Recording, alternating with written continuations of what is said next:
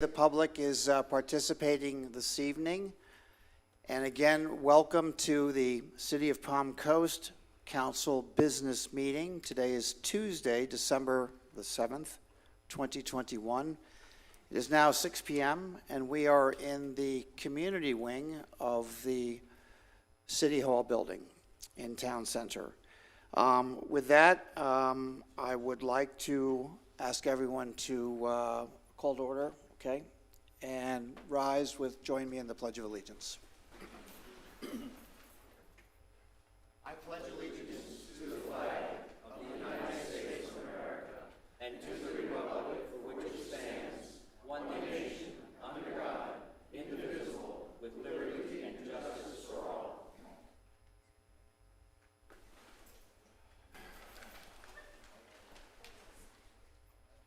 Clerk would call the roll, please. Yes, Mayor Alphen. Present. Vice Mayor Bronchino. Right here. Councilmember Barbosa. Present. Councilmember Danko. Here. Councilmember Kloufis. Present. Mayor, all members are present. Thank you.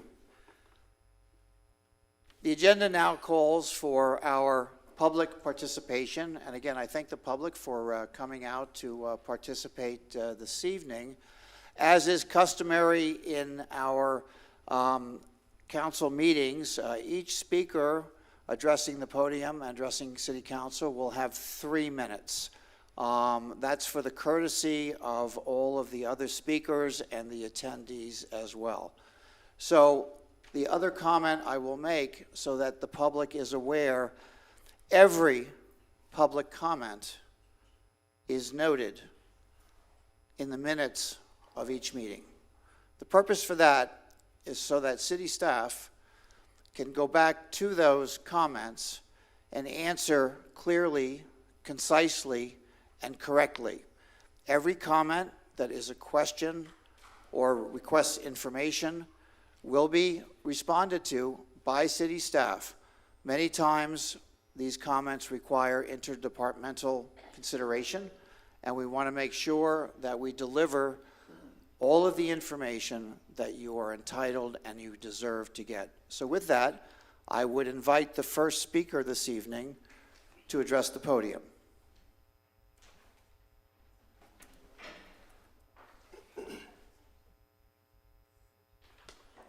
Good evening, Mayor Alphen and City Council members. My name is Mark Lewis. My wife and I have lived at 15 Cottonwood Court, Palm Coast. We live on one of the city's owned canals. I'm here tonight to speak in favor of Saltwater Canal maintenance and dredging. We bought our home here almost 8 years ago. Over the years, we've watched Palm Coast work to improve the amenities and add new ones. Mayor Alphen, I've heard you discuss several times that these amenities and recreational features and a well-maintained infrastructure are good for all citizens and visitors to Palm Coast and helps to maintain property values. I agree. Property values translate to property tax assessments, which then help fund all city departments. Recent major improvements to recreational infrastructure include James F. Holland Memorial Park, Long Creek Nature Preserve, Palm Coast Aquatic Center, Memorial Park Intercoastal Waterway Trail, world-class tennis center, pickleball courts, golf club.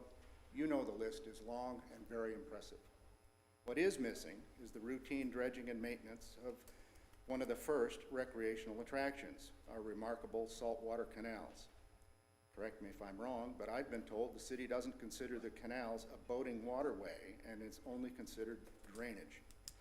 We have many aids to navigation on the canals, wake limit buoys, bridge height boards, even shallow water warnings. We're allowed to build docks and boat lifts for boating, recreation, and jet skis and water, kayaks, canoes, boats. The saltwater canals aren't just drainage ditches. Palm Coast Canal homes are assessed significantly higher than non-canal homes. We pay much more than our non-canal neighbors in property tax. Canal homeowners are required to maintain our seawalls, bulkheads, and docks by code enforcement. Why is the city abdicating the maintenance of the canals they own in our backyard? Original canal depths were 8 to 12 feet when dredged, and the Palm Coast website has a depth map from 2005 that shows that many canals have been silted in and are 2 to 4 feet deep at mean sea level. The condition of our canals is deteriorating and is sorely in need of attention. I respectfully request two things. One, maintenance. I think code enforcement could tag along, perhaps with the COP Flagler County Sheriff's boat, to identify dangerous docks and deteriorating seawalls. And two, I ask that a dredging schedule be formulated and funded for saltwater canal restoration on a rotating schedule similar to the freshwater schedule. Perhaps the funding comes from additional stormwater fees. Please don't ignore our canals. Thank you very much. Thank you for your comment. I would invite the next speaker to the podium. Good evening, Palm Coast City Council, Cornelia Downing Manfrey, 28 Lakeside Drive. I wanted to come to you this evening to address some conversation that has come about the city manager position and the choosing of a city manager and the possibility of re-advertising the city manager position after it has been advertised. I recommend that we stay the course where we are right now. You've had 91 or 84 applicants come through. It's gotten down to 4 applicants, one of whom I proudly say is my husband, Jim Manfrey. Mr. Mayor, I'd like to have permission to read a letter that came to me today by a local resident who could not be here. May I? Dear Mayor and Palm Coast City Council, it has come to my attention that former Flagler County Sheriff and current local attorney James Manfrey has recently applied for the position of Palm Coast City Manager. It is my belief that Attorney Manfrey possesses the qualifications necessary to be the type of city manager that the City of Palm Coast currently needs. No other candidate I know possesses the extensive knowledge and competencies required when it comes down to managerial skills and work experience. During his tenure in both private practice and real estate as a broker associate, Attorney Manfrey represented large land development companies seeking to develop properties, manage land use approval process of 4 multi-million-dollar commercial and residential projects. Attorney Manfrey was subsequently able to parlay his acquired knowledge for experience while sheriff to manage, design, and construct the 3 major facilities for the Flagler County Sheriff's Office, thus increasing the projected FCSO Operations Center space by 40%, all while staying within budget. Because Attorney Manfrey has demonstratively been committed to the welfare of Flagler County and the City of Palm Coast for the past 22 years, it is inconceivable for me to believe that any other candidate, especially someone not from here, would make a better choice. I implore you to please consider staying the course and complete the interview process with the 4 candidates that have been chosen by you, our City Council. I've been married to this man for the last 38 years. He's a Phi Beta Kappa, magna cum laude from Fordham University, admitted to the bar in New York and Florida. We have lived in this community for 22 years, raised our 3 children here, and we are proud to call Palm Coast our home. I am proud to have Jim Manfrey be our city manager. Please reconsider. It is important to stay the course. We've gone through a year and a half of troubled times. Let's right the ship. Thank you. Thank you for your comment. The next speaker, please.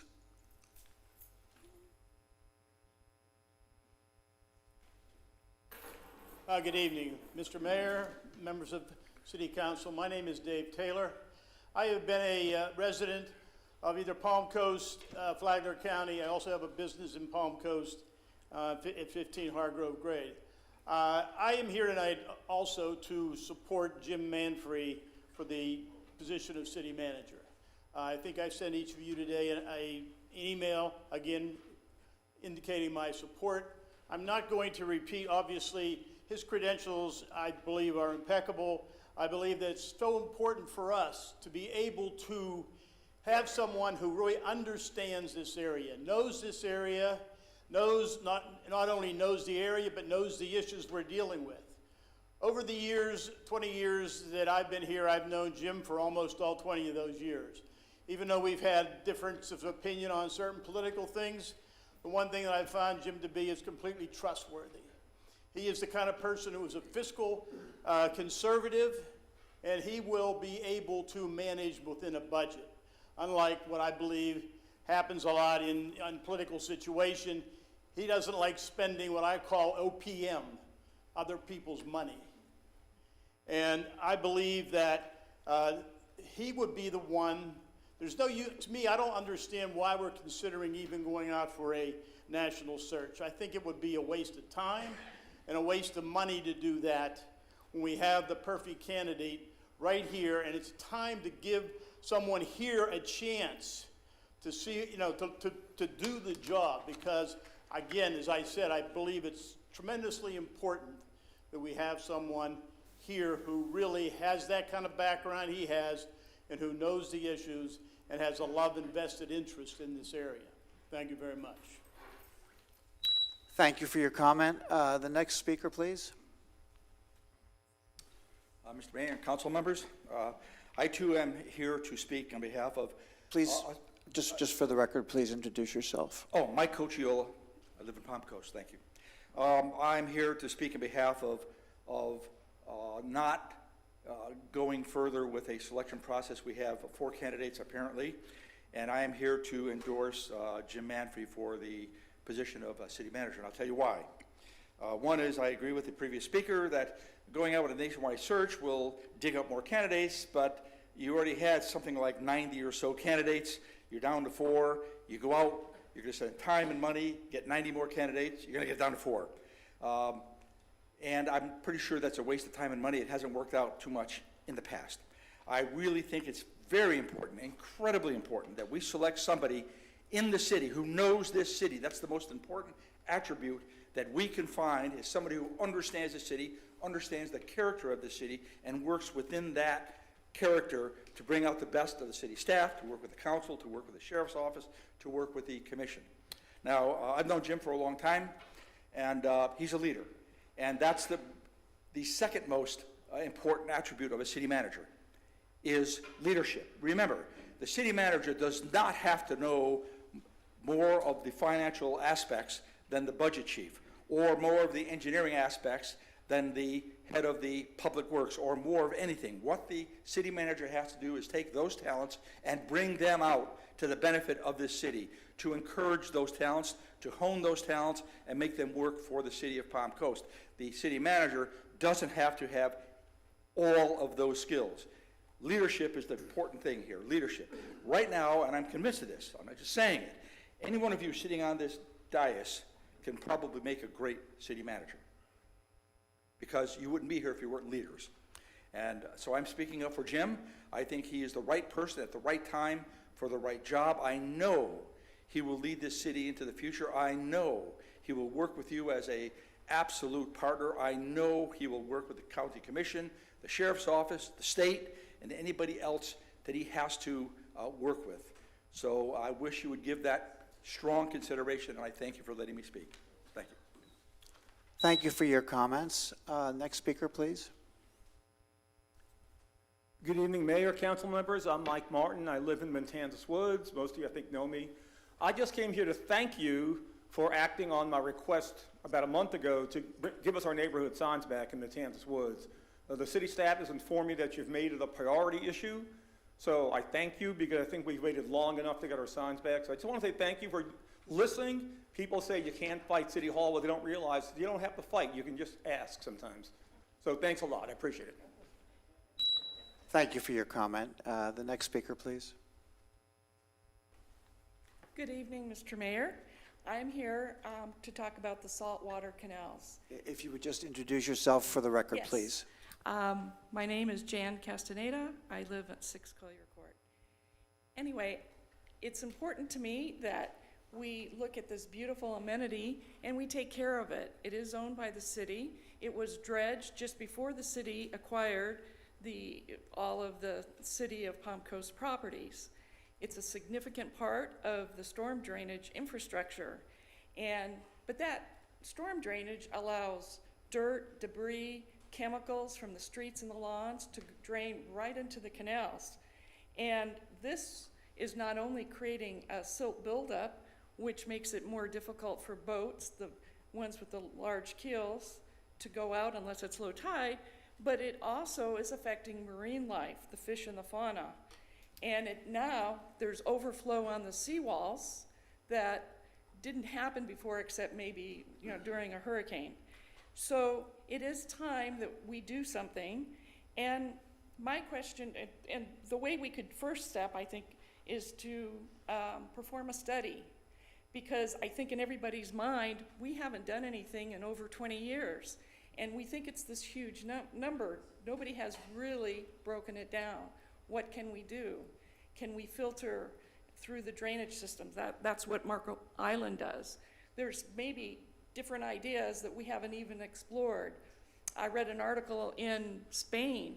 They take the dredged material and they actually put it on the beaches to, support when the beaches start losing some sand. So I think there's some great ideas, but we need to get a study going. Once we do that, we'll have a better direction as what we can do. Are there grants? There's just so many things that we haven't explored yet. For the city, what's important for the city? You want big business here. Well, I think having the saltwater canals and the beautiful land that it is attractive for their management. If the city continues to turn a blind eye to the maintenance of the saltwater canals, you're exposing us. The city is exposing themselves to environmental concerns. And these guys they have grants and they can go after cities. I don't want our money spent on lawyers. I'd rather have our money spent on cleaning it up and keeping it pristine. And bottom line, it is a responsibility and it's the right thing to do. So I hope everyone here on the council listens and take at least the first step, and then we can go from there. Thank you very much. Thank you for your comment. Will the next speaker approach, please?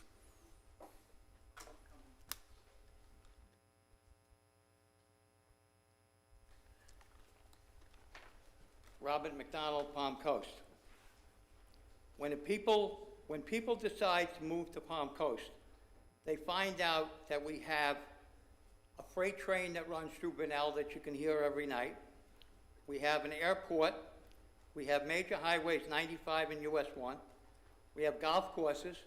And we even have these things called canals. You, the resident, chose or not to choose to live here in Palm Coast. When something goes wrong, it should not be the responsibility of the city to fix it. Remember, you, the resident, chose to live in Palm Coast and to live on a canal. I'm going on public record right now, December 7th, that if the city should choose to pay for an estimate or the repairs of the canal, I personally promise you that I will start a campaign of the citizens who do not live on the canal, who really feel that they shouldn't pay for someone else's repairs. And we will start a petition to stop the city from wasting public funds when there are other projects that need a lot more attention to them. Remember, you, the council, were all elected to represent all of the residents, not just special interests or those who feel that the city should pay for their responsibility. Now, I know you're not supposed to mention a second item, but if I'm wrong, I'm quite sure the mayor will stop me. I remember not too long ago when the mayoral race was up and there were people getting up and publicly making comments about their favorite candidate. If I didn't know better, I'd swear I was at a campaign rally, because I don't understand why the mayor or somebody else didn't stop all these people from campaigning for their favorite candidate. You, the council, will make the right decision. You made the right decision 6 or 8 months ago when you put that young lady right there in that chair. That's the smartest thing you've ever done. Thank you. Thank you for your comment. Next speaker, please. Does everyone have a seat in the audience? Do we need more chairs, or we're good?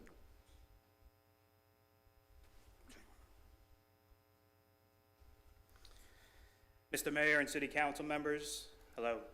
My name is Vladimir Anichkin, and I've been a resident of Palm Coast for just under a year now. What a great city to live, play, and work in. For that, I'm already thankful. I have a request that I'd like you to consider. As a Jewish family living in an age of inclusivity and diversity, I love going outside with my small kids and seeing the holiday spirit celebrated through lights, decorations, and Christmas trees. 3 weeks ago, we were passing homes on our drive home, and my son asked, "Why doesn't anyone put up a menorah, Dad?" Great question, I thought. I'm here today to ask that a menorah be included in the holiday festivities where we are today, City Hall. Displaying the menorah alongside a Christmas tree is a precedent that's already set by government entities as large as the White House and as small as the city halls around us, like Ormond Beach and every other surrounding city. My community and I are willing and ready to assist to put up a menorah and maintain it starting next holiday season. Together, let's make sure Palm Coast is doing its part in inclusivity and diversity as we celebrate holiday symbols. Thank you. Thank you for your comment. Next speaker, please. Good evening, ladies and gentlemen. My name is Bob Beck. I've been a resident of Palm Coast since 2003. I come in front of you as a taxpayer, resident, and a concerned father of 2 teenage sons. My son youngest is currently a student at Indian Trails Middle School, where he is on the soccer team there. They do have a soccer team this year. They were advised by the coach back the week of Thanksgiving that the city had shut the fields down for the entire month of December. They had practices, they had some games lined up, all of that's canceled. The response was, well, the city needs to work on the fields. The one concern I have is that there's not enough fields for everything that is wanting to be done. The city wants to have sports tourism here. They only have 5 lighted fields, 3 more unlighted in back of the junior high. They did take away 2 lit fields and converted those to baseball fields. Holland Park has 2 baseball fields. They do not have any soccer field. In fact, the soccer fields are not just soccer fields. They're used for lacrosse, flag football, soccer, multiple sports. We've had 5, 6 tournaments this year utilizing those fields.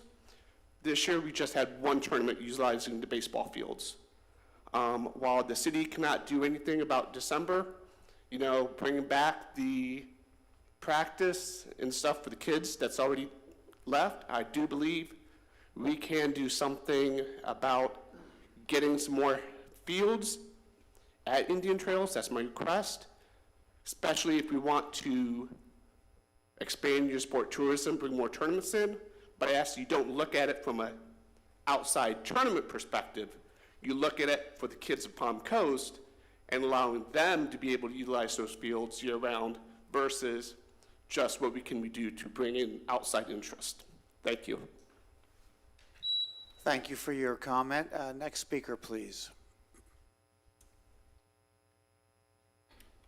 Good evening, Mr. Mayor, Council. Thanks for the opportunity to speak. My name is Alan Hendry.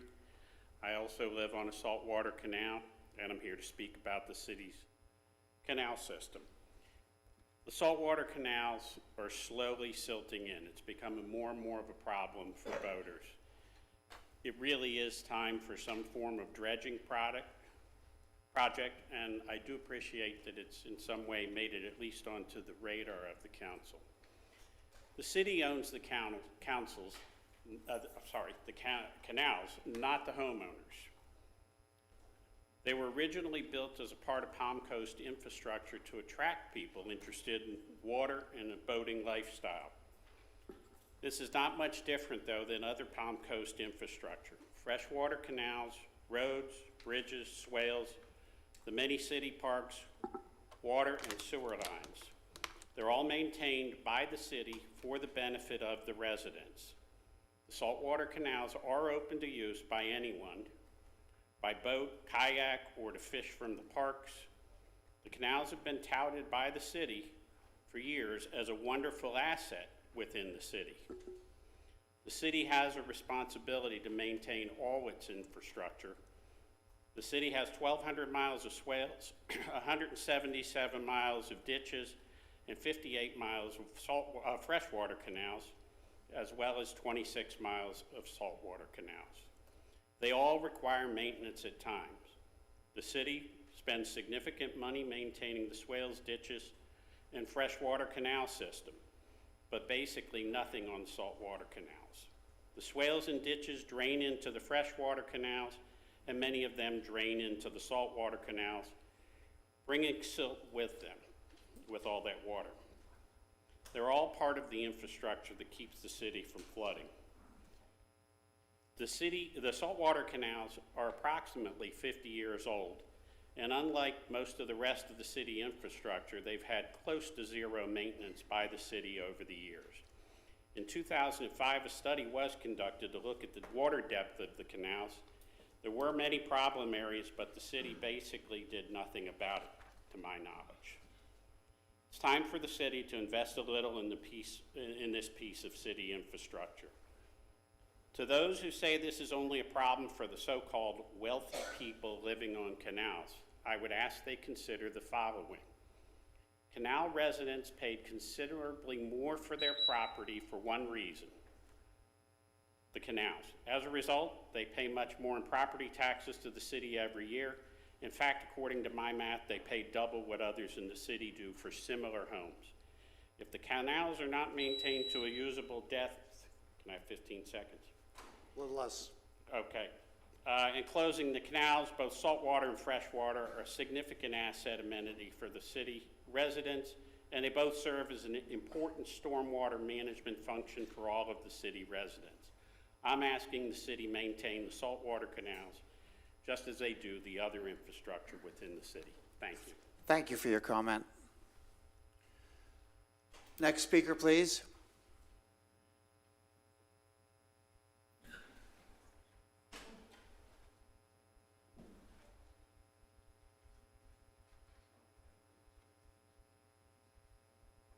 Mr. Mayor, Council, Gary Kunis, I live in C section. The city raised the freshwater bill for each home to pay for the cost of dredging the freshwater canals. If my numbers are right, pulling teeth to get them, there's approximately 4,600 docks and seawalls in the C section. Tax money after the state gets their share is 2.8 to 3.2 million. If in fact the canals were dredged in '86, that would leave you $95 million. If it was 96, it would leave you $67 million to play with to get these canals straightened out. The biggest problem is the people that cutting the lawns throw tons of grass into the canals, tons of it. Leaf blowers, the same thing. This fills the silt.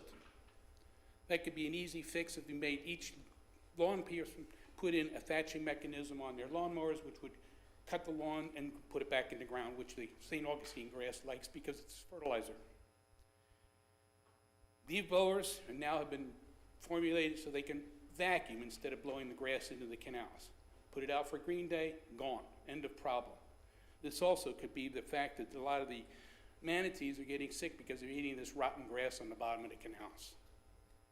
Okay? It's time we start maintaining these canals. You advertise, move to Palm Coast, bring your boat. There's no water in these canals anymore. I had a lot across from me that lost 30 cubic yards of material from erosion because I had no seawall. It undermined the neighbor's foundation. And he's here to speak about that. You have builders that throw stuff in the canal after they're done building. Is the individual called the city? Oh, the city, we can't do anything about that. He ended up calling DER, which made the builder clean it out. This is where you need to go out. I've offered Barbara Grossman many opportunities to go out in the sheriff's boat or mine and look at these canals from the waterway, since they can't go on people's properties without permission. There's a lot to see and a lot of things that have to be repaired. And if the people with these walls don't want to repair them, the city should repair them and then back charge the property with interest until it's paid for. We have another lot that has riprap. His property's dropped 6 to 8 inches. And he didn't want to do anything about it. He knows it, but he won't do anything about it. That's eventually going to go in the canal and close that canal back there totally. We need to do something, and it needs to be done soon. Thank you. Thank you for your comment.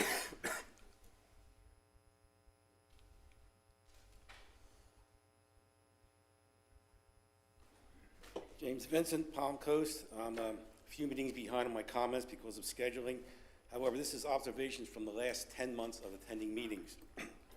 According to the Citizen Survey a few months ago, top economic growth and development priorities are preserving natural environment, workforce development, providing job opportunities, protection of our natural resources, saltwater canals, good, protecting small town character. The need for industrial and commercial development outnumbered the need for residential development. This is on your website. This is the stats, okay? A few months ago, we had a big presentation for Arbor Day, how trees are so important to the environment, yet we're ripping them down, and we just converted almost 200 acres of land from commercial to residential. 3 projects were just approved by the Planning and Zoning Board for development off Bell Terrace, south of 100, which will add congestion to that 2-lane road alone. You say new residents will bring jobs with them. Certainly they're not all work-from-home jobs. And you say if you bring in the people, the businesses will come. Well, if they can't find jobs here, they may move on or have to drive to another county. The zoning board claims ITT Corp had planned to have 500,000 people living in this town. Yeah, tear down more trees, okay? Look at KB Homes on Pine Lakes. There's no buffer between those homes there. You're tearing down trees unnecessarily. The underlying issue, though, however, is our roads can barely handle the current volume, let alone of increased population. We bring this up time after time again. Old Kings Road North just been widened, has not been widened still. They just repaved it. It still hasn't been widened. It's 5 years past due. We're looking at potential of wall-to-wall houses and traffic, and when we finally overpopulate the city with people and traffic, we should maybe change our name to Fort Lauderdale North. We could use more businesses and offices on the west end of town to keep traffic away from Walmart.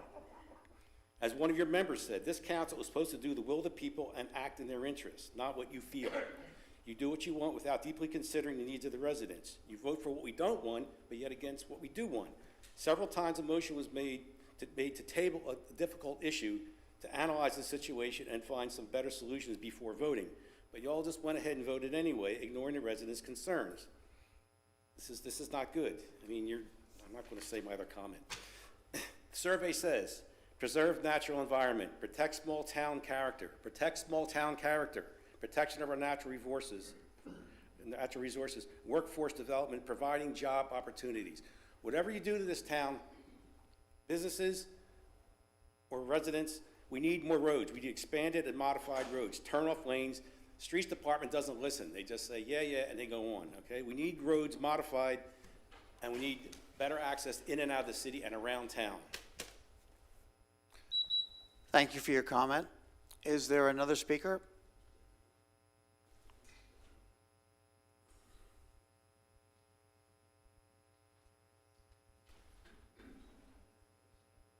Steve Carr, Palm Coast. Year after year, I come up here and talk about the increased traffic on the residential street of Florida Park Drive. Florida Park Drive is being used as a thoroughfare to exchange traffic between Palm Coast Parkway and Palm Harbor Parkway.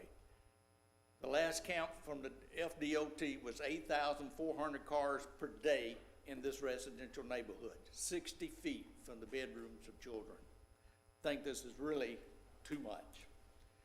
One Colorado study said traffic health risk is from the elevated auto emissions near high traffic highways. It's a health risk separate and in addition to regional air pollution from auto emissions. Research continues to show the air pollution, particularly from automobile emissions, has profound effects on health. Another study from San Diego says, children are especially vulnerable to automobile emissions health impacts because, among other reasons, they breathe more air relative to their body weight than adults and are more physically active and spend more time outdoor during times when pollution levels are at their highs. Additionally, children have more years ahead of them in which the cumulative damage caused by the emissions can manifest itself in disease and disability. Current scientific studies says the automobile exhaust fumes have nano-sized particles which cannot be detected by normal air quality measuring devices. These damages the immune system, the ability to kill viruses and bacteria. we are experiencing multiple viruses now in throughout the world. And we need help to help protect our health, the health of the citizens on Florida Park Drive. 20 years of scientific studies have proven that harm of close proximity traffic to homes is very, very bad. Convenience. As long as the city lets convenience be the way that this road is being used, people are going to use it for convenience as a shortcut. The city has to do something for it. It's not going to, residents are not just going to stop driving a convenient route just because other residents don't want it. The city has to do something about it. It's residents' health that we're talking about. So I just ask, what is a child's health worth? Thank you. Thank you for your comment. Is there another speaker?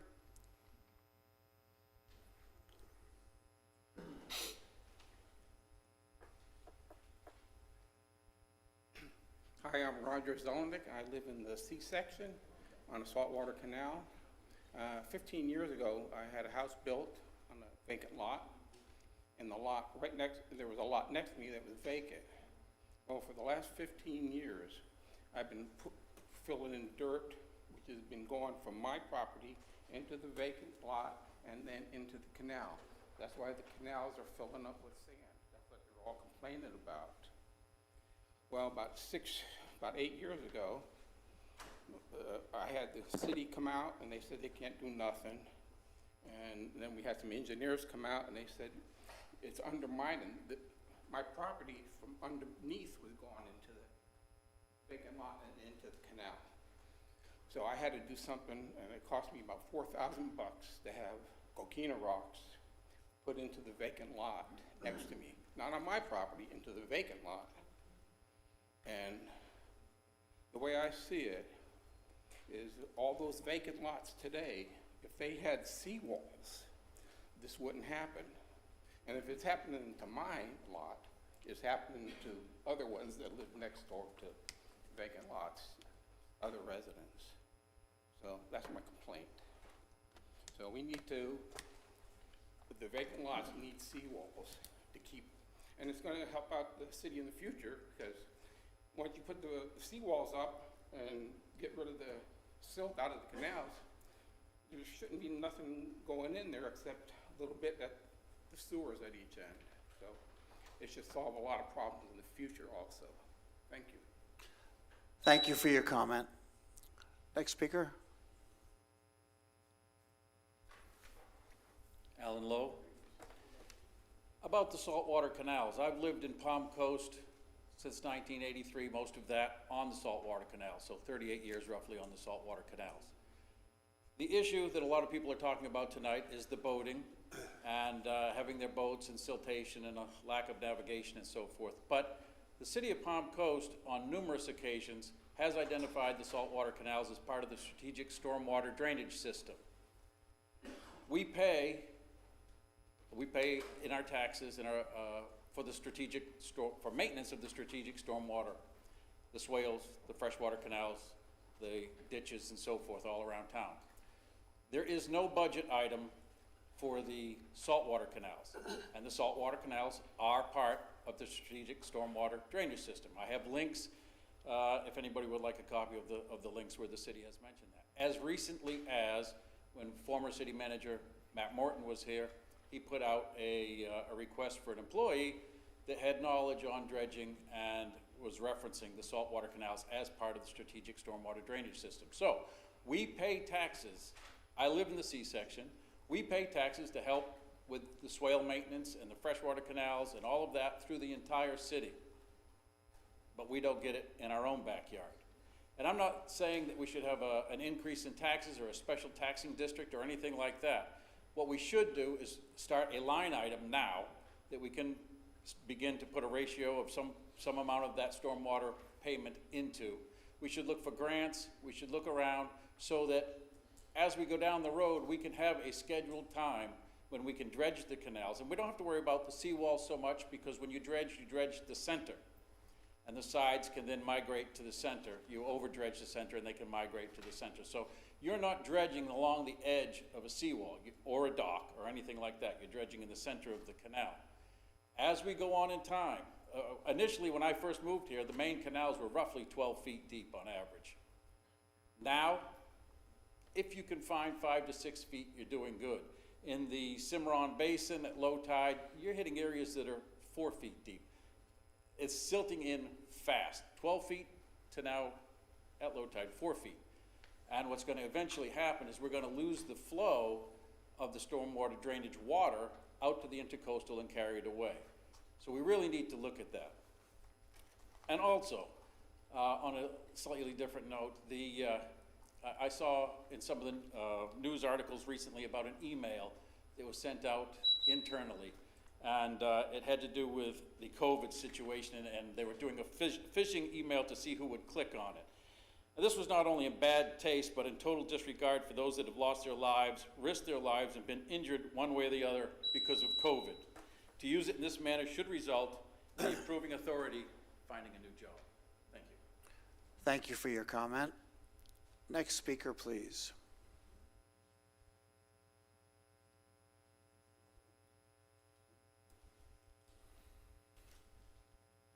Good evening, George Mayo, Palm Coast.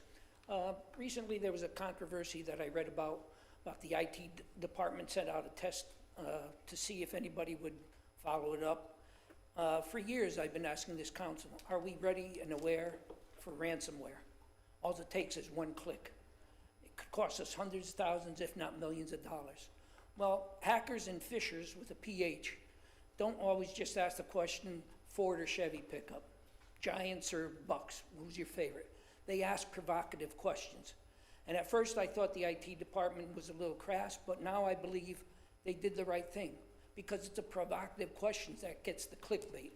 There is a series on Netflix called Clickbait, and the premise is a man is kidnapped, held for ransom, and he appears on social media holding a sign that says, I am a murderer, after 500,000 views, I will be killed. And it spreads around like wildfire, as does anything on social media. And you would think, oh, I don't want to see that, but everybody just keeps clicking, and soon enough, he's well past 500,000 views. The rest of the story is up to you to watch. But that's the whole thing. I believe the IT department got what they were looking for. They asked the provocative question so that somebody doesn't click on something like this to get us into ransomware. And I think it's important that they did that. According to the story, we got the answer because it said, the reporter said a couple people replied, is this real or is this not? And that's what you want. You want employees to say, question it, not just click it. Oh, that looks interesting. If it's political or anything like that, that's what can get us into trouble. So I don't think anybody should be punished. You can look at it that way, but I think it's smart. As I said, these are the things that are out there on social media that people are clicking. It's called clickbait. Thank you. Thank you for your comment. Is there another speaker at this time?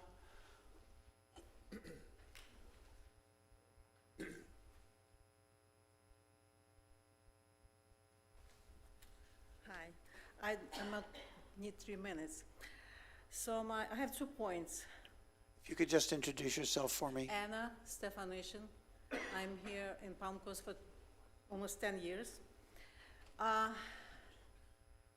My question is, we need more lights on local streets. When I came here from New York, it took me 2 years, finally, to drive, when it's a little bit like at night, to find my house was very not easy. This is first point. And second point, we kind of like disconnected with the world, Palm Coast. Like if you want to fly to New York or whatever, you have to ask somebody to drive you to the airport or pick you up. And sometimes you spend more money on the car service than the airplane fare. And we have a lot of senior citizens who don't drive anymore. So it would be nice to have a bus, like to the airport, back to the city, and to the Orlando airport. So first, we can avoid the traffic, and it's help for senior citizens to have a bus to connect with the airports. Thank you. Thank you for your comment. Next speaker, please.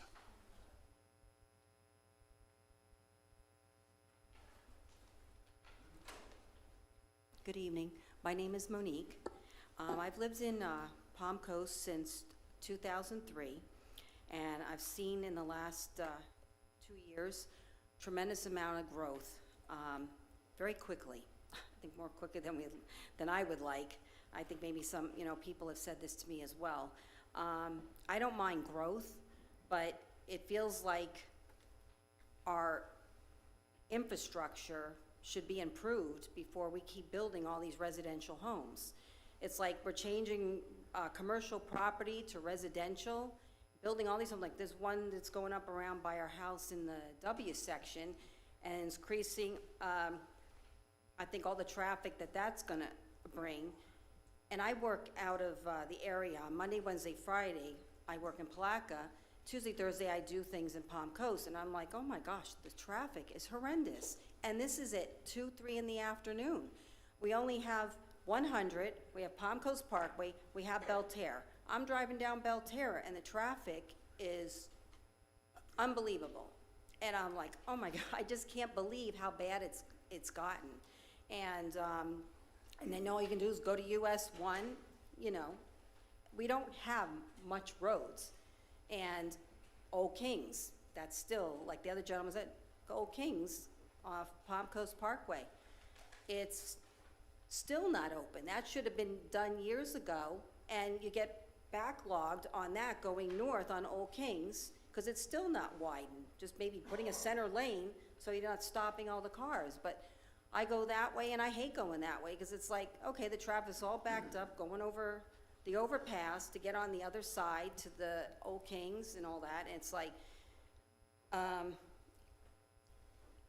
I just think that we need to slow down all this residential homes that we're building. I know we want to accommodate more people, but then also, then our taxes are going to keep going up. We have people that came here elderly to retire, and I understand, we have young people too, and that it's going to come to the point where it's going to be unaffordable.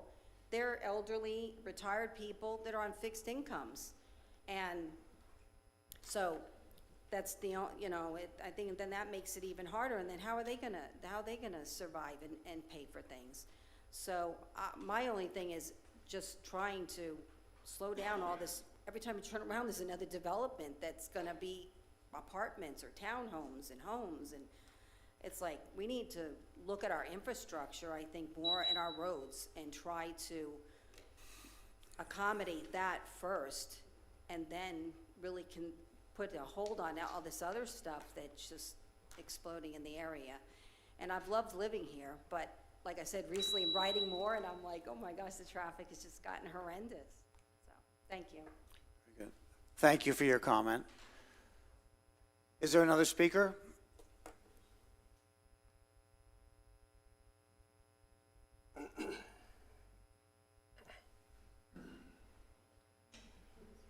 Hi, Mayor. Hi, council members. My name is Dean Donor. I live on 3 Clinton Court South.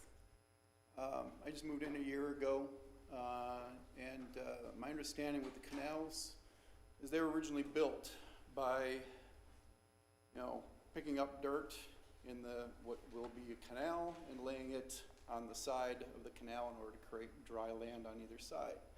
So I was surprised to see with 2 properties recently being developed near my home, they cleared all the trees, and then 6 to 8 truckloads of fresh dirt were trucked in and laid on that property, which surprised me because there's obviously a canal that's already filling in with additional dirt that could be readily used to fill in that land.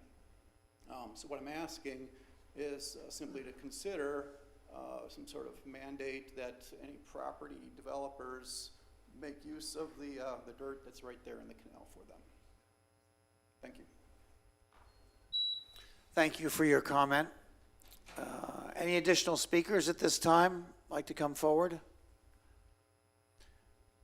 Seeing none. Yes, sir. I'm Al Pryor from the Committee on Safety on Cimarron.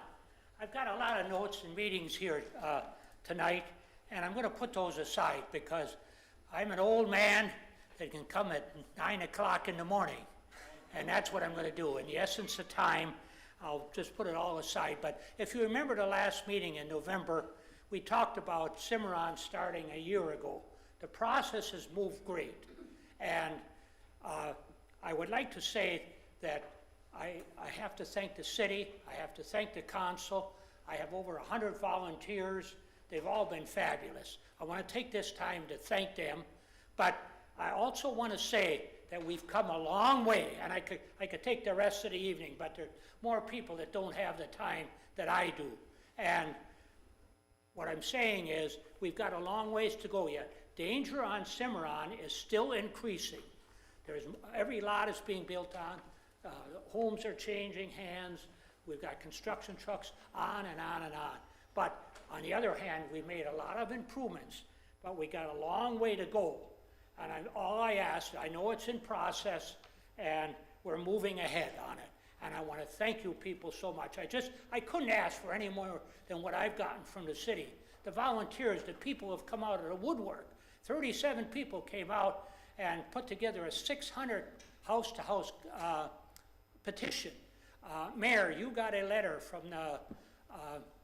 the sanctuary people backing it all. And this is more help than I ever anticipated, and that's why I'm so excited about it.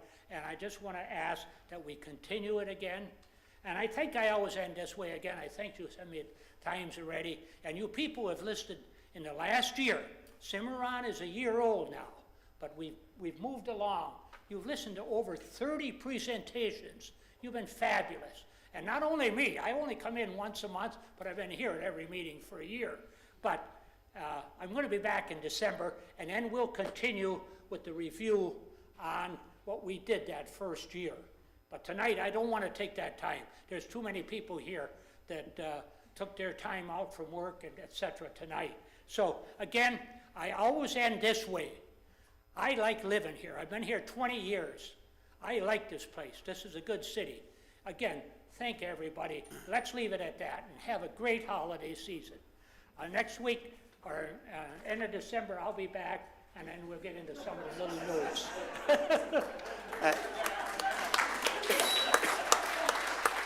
And a happy holiday to you as well.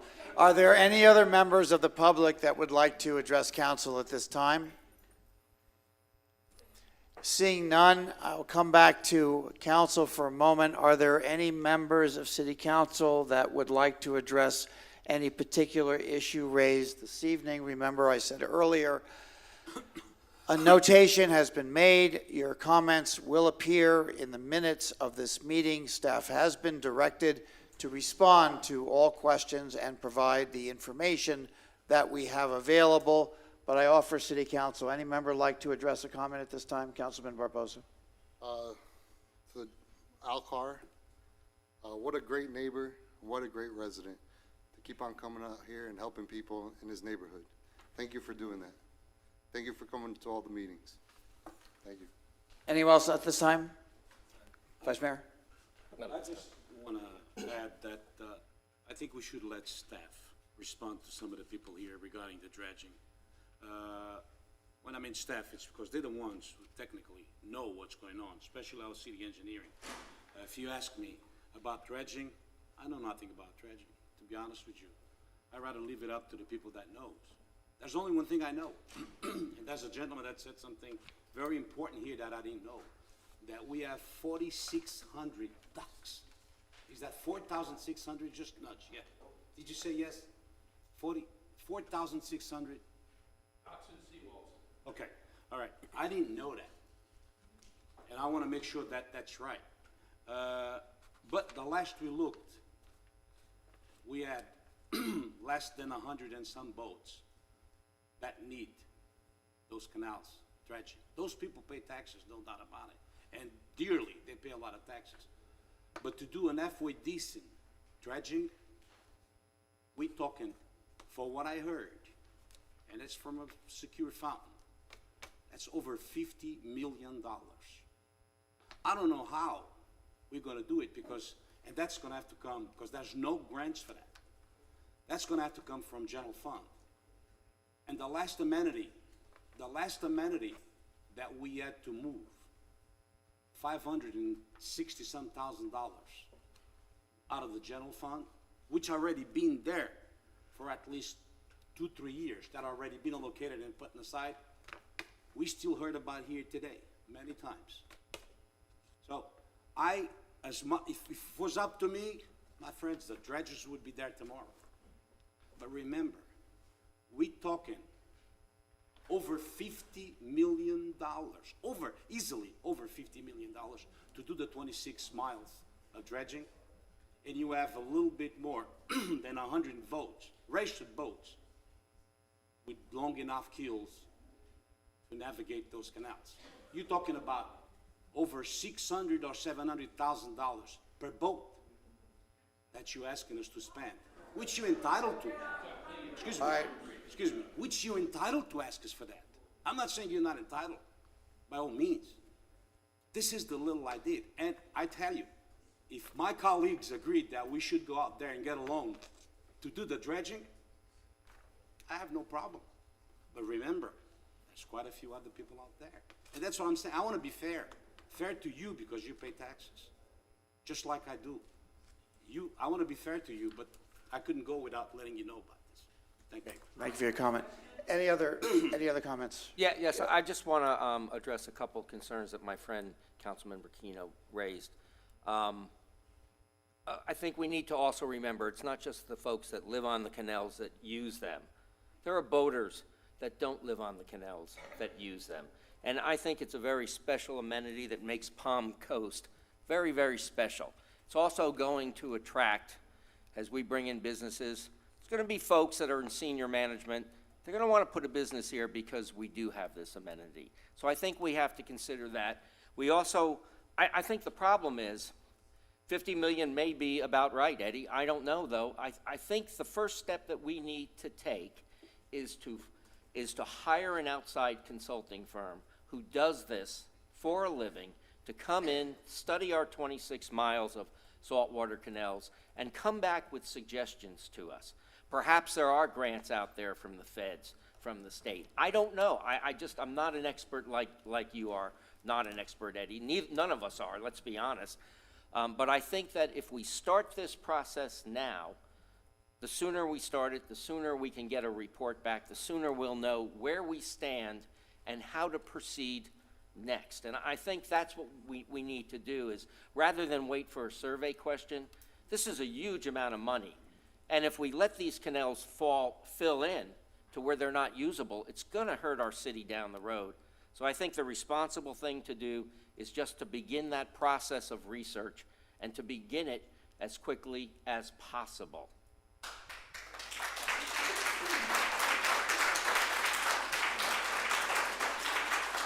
Does the interim city manager need comment cards from any of our public attendees that would like a response from their questions? Would that be helpful? Thank you, Mayor. Yes, that would be. If you want to have feedback directly from staff, please get with our staff before you leave and fill out a comment card so we have your contact information. Good. And finally, for Councilman. I have a question someone brought up, and I lived on a canal 20 years ago, and I believe that there was a canal maintenance back then attached to the tax. I don't know if anybody in the city could answer that, or if there was one. It was so far back. Before my time. We'll make that a question for follow-up. And last comment as we come to the end of public comment is that there is a citizens. I'm sorry, did I miss you? Yeah, one comment. I just wanted to note, in our city charter, and I'll be going into this later during our comment period at the end of the meeting, that line item 2A, one of the qualifications for the city manager, it requires us as a council to select them on the basis of experience, expertise, and management ability as it pertains to running municipal government. And that was one of my issues with the candidate pool that we had was brought before us and how we based our decision. I don't think we took enough enough of a discussion around the actual legitimacy of having experience running a municipal utility and some of these candidates that would qualify. Excuse my voice, it's hoarse, but I just wanted to respond with an excerpt from our city charter that dictates how we have to run the city. Okay. So just to finish off our public comment, with regard to the citizen survey, those responses come back in the next month and a half.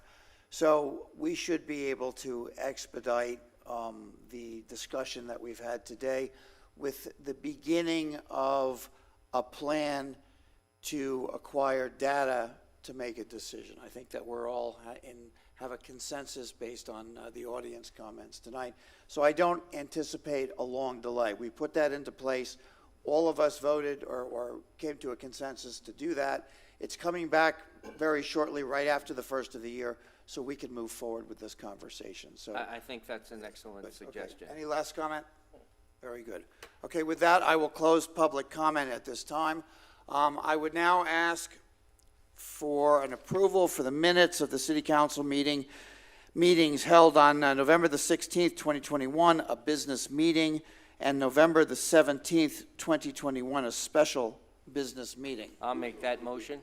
I have a motion. I'll second. And I have a second. All in favor, please signify by saying aye. Aye. Aye. Now, in keeping with the theme of the evening,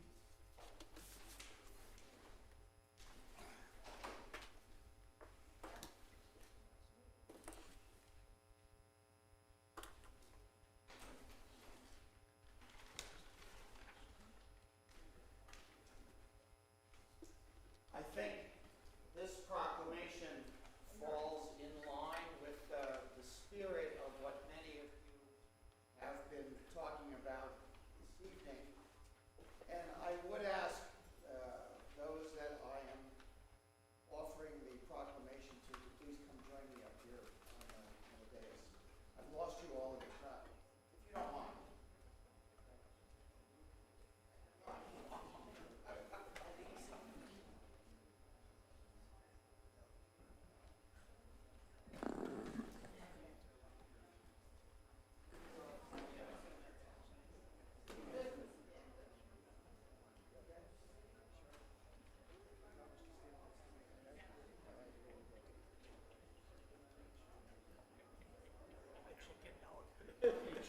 Okay.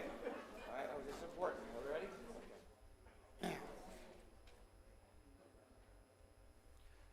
Excuse me, council members.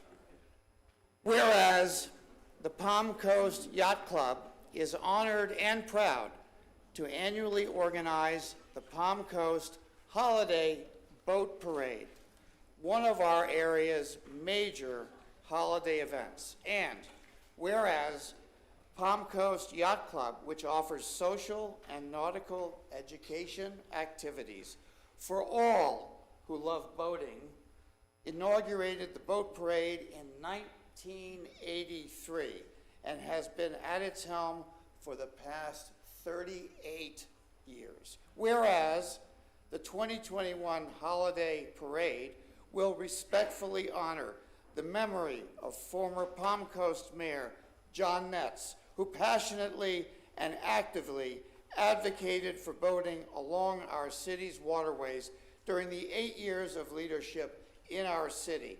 And whereas boaters and fans will be treated to the colorful and festive decorations adorning so many parade vessels led by the Grand Marshals of the parade, I'm honored Mayor David Alford and Flagler County Sheriff Rick Staley, riding in the M&G Pride.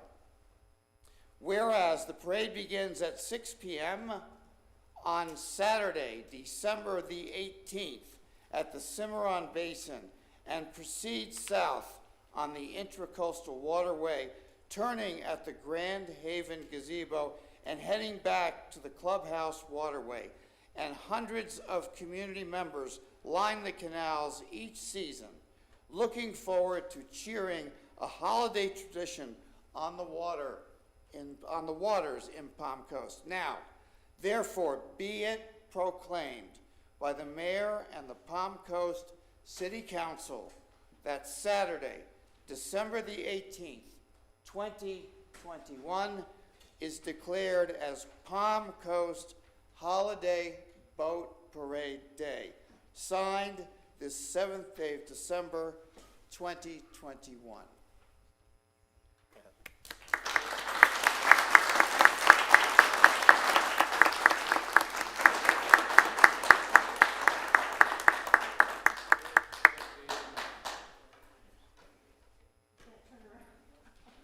I'm Sarah Eulis, and I'm very proud to be the chair of the Palm Coast Holiday Boat Parade. And as Mayor Alphen said, this is the 38th year that the Palm Coast Yacht Club has brought it to the parade to the city as our gift. This year is a new record.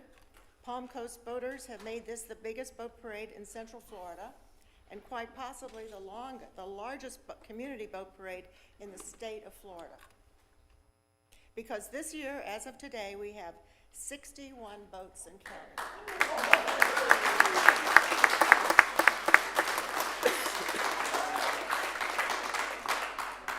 So on behalf of the club, I want to thank Mayor Alphen and the City Council for taking the time to recognize the parade and what it has become and what it means to the city.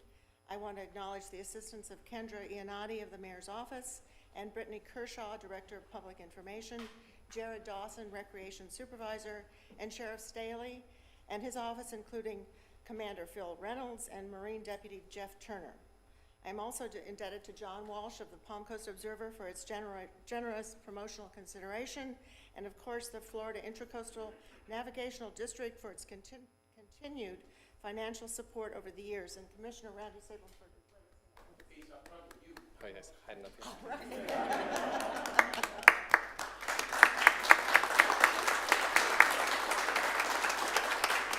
And members of the Palm Coast Yacht Club are here with us today. Can you just come up and introduce yourselves? If you're a member, or you're not, you can Step up, members. get in line. I'm Danella Crawford. I'm Commodore of the Yacht Club. I'm Robert Julius. I'm a member of the Yacht Club. Lucian Ferreira, member of the Yacht Club. Mike Ferreira, member of the Yacht Club.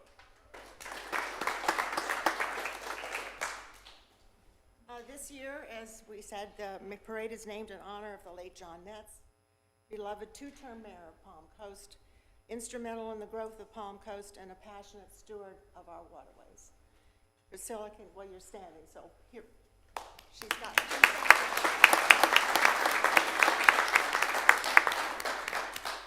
Our grand marshals are Mayor Alphen and Sheriff Rick Staley.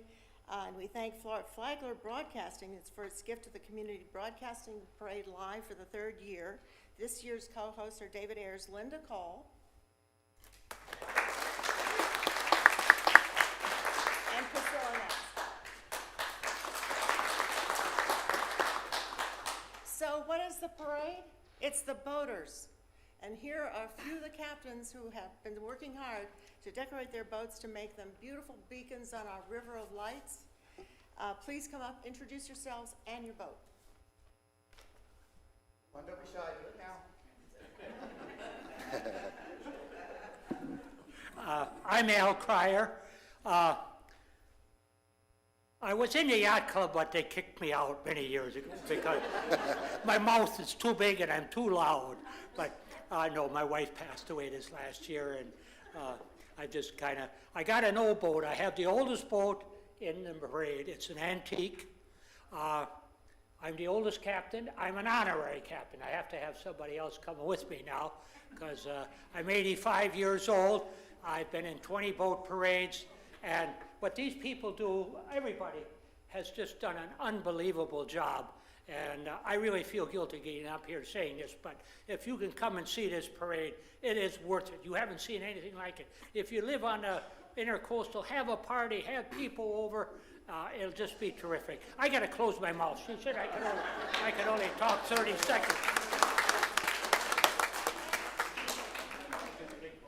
I'm Jim Patochek, and a potential member of the Palm Coast Yacht Club. And I have been in the parade for at least 10 years. Started out with a 40-foot boat that was we had lights all over the place, I have now downsized to a 20-foot boat, 22-foot boat, but I'm still putting the same number of lights on. So you'll see us coming down.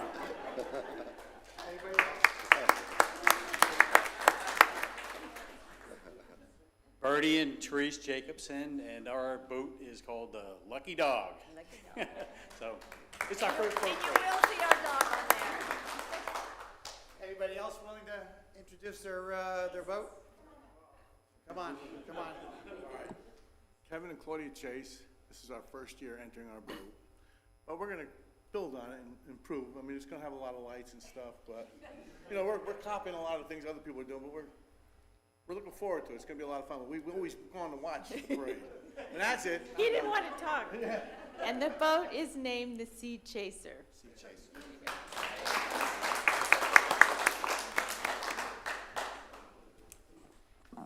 And so, Mr. Mayor and honorable members of the council, we thank you for your support and encouragement, and we look forward to seeing you on the water on the 18th.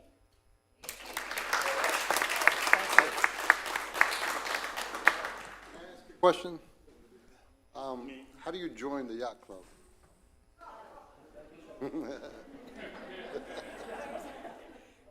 Come to dinner on Friday nights. You can go to the Palm Coast website and join. There's many ways to do it. Just come to dinner Friday night.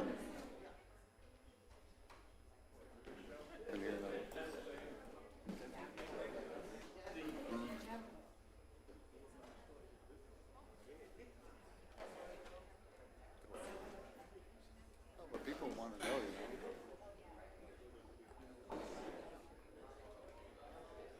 Yeah, they're from the whole parade.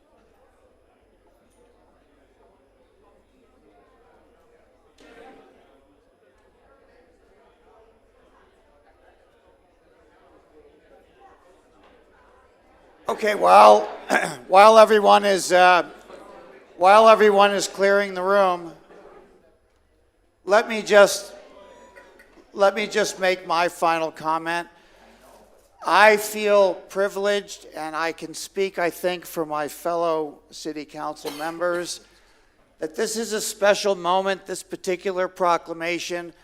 I don't remember seeing such joy in so many recipients' eyes, spirit of the holidays, all collaborating together on one single amenity event.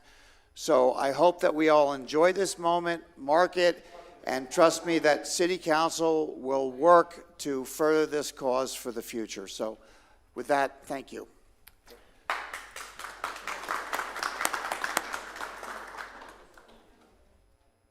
We now move to the ordinances section of the agenda. Just as a informational for our guests again today, before we begin, I want to take a moment to discuss City Council processes related to approval or denial of items presented to Council at all business meetings. For each workshop, City Council receives a comprehensive overview of each item. At that time, it is Council's opportunity to provide opinions and ask questions on each item. Just as a reminder, items that are quasi-judicial in nature will require Council to base their decisions only on what is presented at the scheduled public hearings conducted at the scheduled business meetings.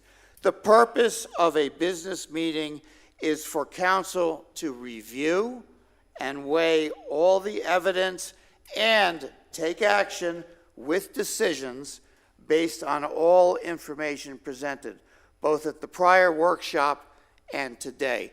And with that, we'll have our first ordinance, which is a second read.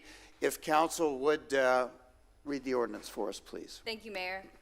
This is the Ordinance 2021 Redistricting Council Districts.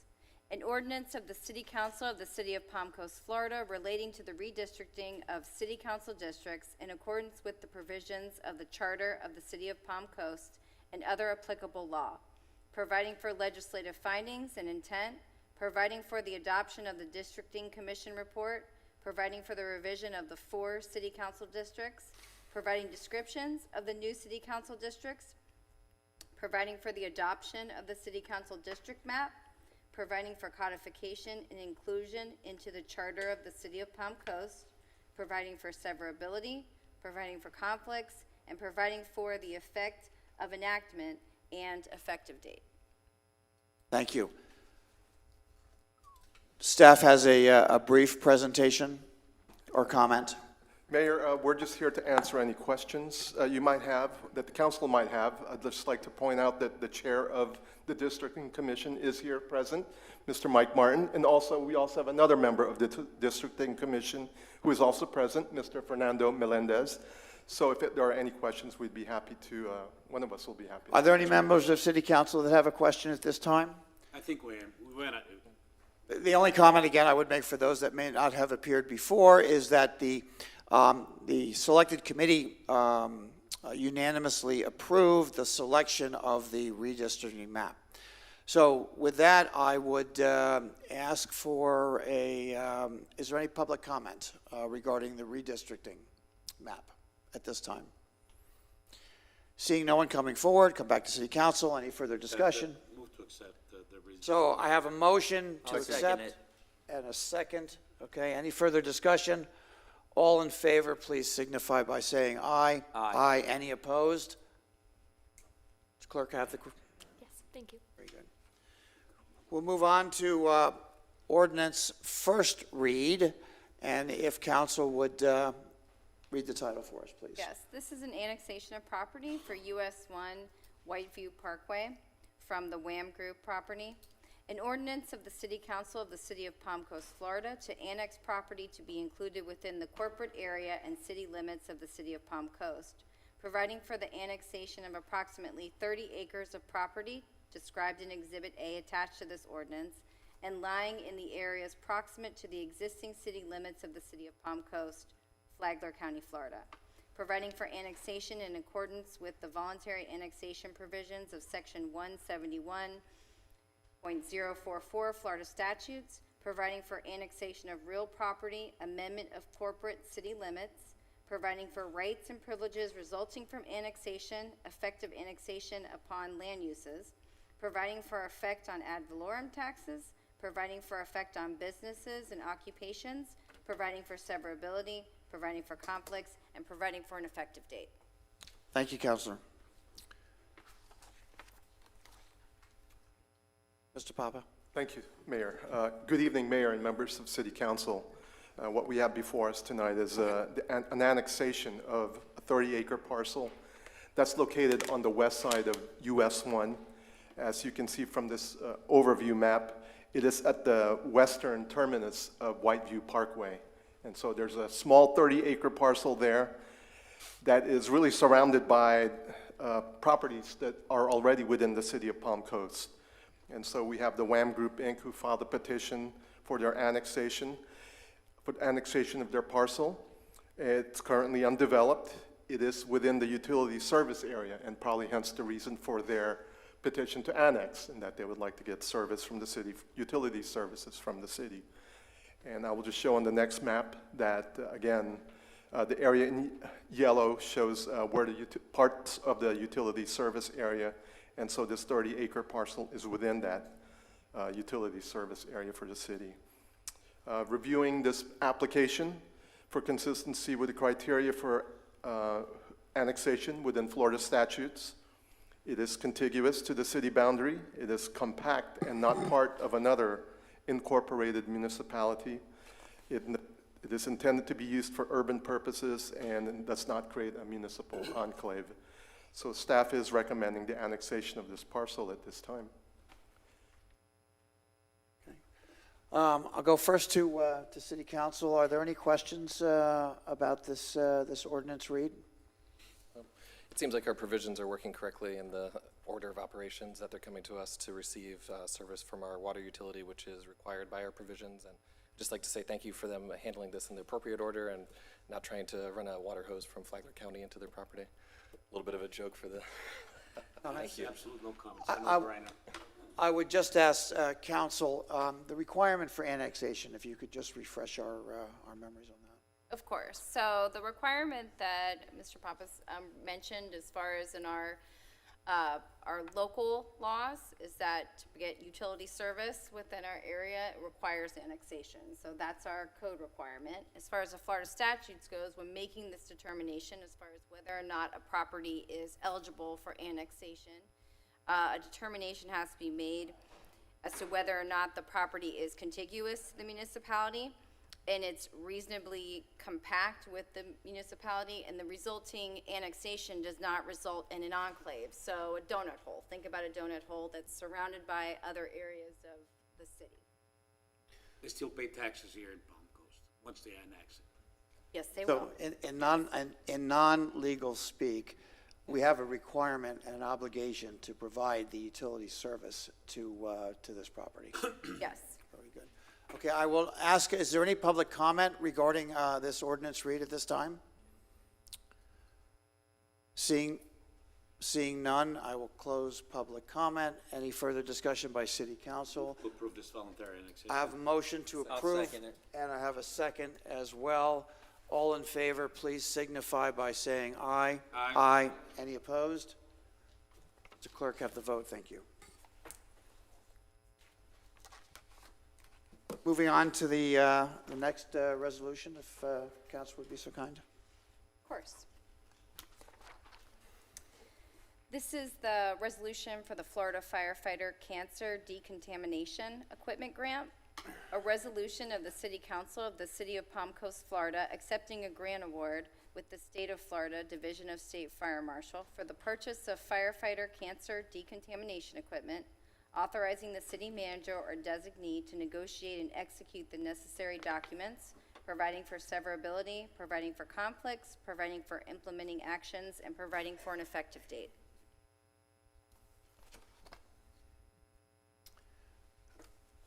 Is there a comment by staff on this ordinance? Chief, can you make a comment for us?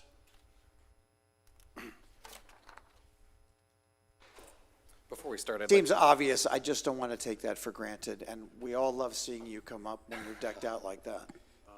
Thank you, Mayor. Good evening, Mayor and Council. This decontamination equipment, basically, it is a very large washing machine. What it does is it takes particulates of cancer, which is created from combustion, from house fires and vehicle fires, and it extracts it out. We wash the equipment, the bunker gear. Once it's decontaminated, it gets dried in our dryers, and then it goes back on the truck. This is a major component of our initiative for cancer awareness and cancer reduction in the fire service. We started doing our assessments about 8 years ago and found a few members of our department that did have cancer. It was treated early, and they were back to work within 2 to 3 weeks. If we look at this, this extraction unit, the decontamination takes place, and it keeps all the particulates out of the cab when the firefighters are driving to all types of calls, including medical calls. Any particulates that are on the gear gets bagged up after a fire, gets secured, goes back to the fire station, gets thrown into the extractor, and it moves forward with that.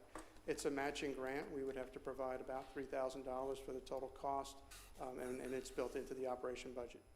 Very good. Chief, thank you very much for the explanation. Question from... I was just going to thank Chief Forte for educating me years ago upon our first election about the removal of the carcinogen process and this decontamination, how critical it is for the health and safety of our firefighters. The decontamination has to occur, or else these carcinogens carry on their equipment. They get back into the truck even after it's clean. Now they're back in the truck. So this is a tremendous initiative, and I'm thankful for the education that I received, because when I thought of firefighters, I thought of them putting out the fires, not what happened afterwards. See, you were paying attention. I was paying attention. Yeah. That's awesome. You are not safe, we're not safe. True. Any other questions? I'd like to make a motion to approve. One second. I just, out for public comment. Any member of the public like to comment on this item? Yes, sir.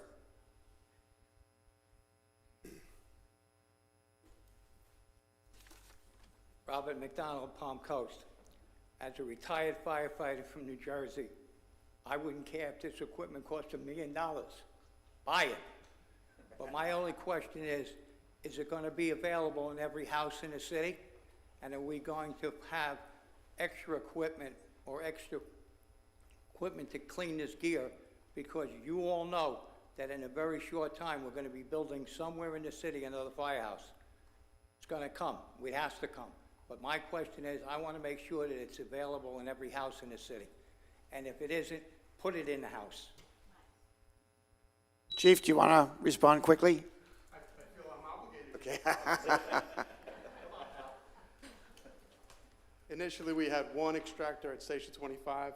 We recently added a second one at Station 24. This extra one will be at Station 21, so that we'll be within 5 miles of any fire station that they could take the gear to and extract. Is that okay, Bob? 26 will have another extractor in it. So how long before they're all in all the houses? Within 5 years. Very good. You okay with that? Yeah. Thank you, Chief. Any additional comments? Any members of the public like to come forward? This, please. Yep. Okay. All right. No other comments. I would ask for a motion. Motion approved. I have a motion. Second it. And a second. All in favor, please signify by saying aye. Aye. Aye. Any opposed? Clerk has it. Very good. Counselor? Yes, next item on the agenda, item number 6, is the Recapture Enhanced Value Grant for GUP Motors LLC. A resolution of the City Council of the City of Palm Coast, Florida, approving the Recapture Enhanced Value Grant Agreement with GUP Motors LLC, authorizing the city manager to execute the agreement, providing for severability, providing for conflicts, providing for implementing actions, and providing for an effective date. Good evening, Mayor, City Council. Jason DiLorenzo, Chief Development Officer. You'll remember this presentation from approximately 6 weeks ago or so. I'm going to run through the early sections of it quickly. Those are just a reminder of what a REV grant is, since it's our first time using one, and then we'll get into the particulars of this Recapture Enhanced Value Grant with GUP Motors. And the owners of the company are in attendance? They are here right behind me, the Santoro family, and they're going to come up and say a little something when we're finished. So this is Council Priority Business Friendly number 4, or B4, which is to create a business recruitment program and develop incentives through in-house resources. We came to the REV grant process by working through our lobbying firm, the Southern Group. Jacksonville and Lakeland are 2 cities that have used the REV grant process successfully. And Jacksonville currently is expected to produce about 535 jobs at a cost of about $7.5 million in their current REV grant program. This is how a REV grant works. You provide a minimum jobs floor for eligibility. So the company that's coming in that you're willing to provide a grant to states that they will have a minimum number of jobs. Then we monitor annually for compliance to make sure they're meeting that the minimum. Grants are made back to the company from the property taxes that they pay. So they pay their property taxes, then a negotiated portion is returned to them for grant-related activities. And they're negotiated on a case-by-case basis depending on the type of business it is and the number of jobs that are being created. So today we're here to talk about Ground Up, and literally Ground Up is an American success story. You'll hear from the family themselves, but they're an e-commerce distribution for GM muscle car parts. They were founded in 1990 in Long Island, and they started in just a 500 square foot facility. And they've been able to grow that business over time, moving to a larger facility in Connecticut in 2004.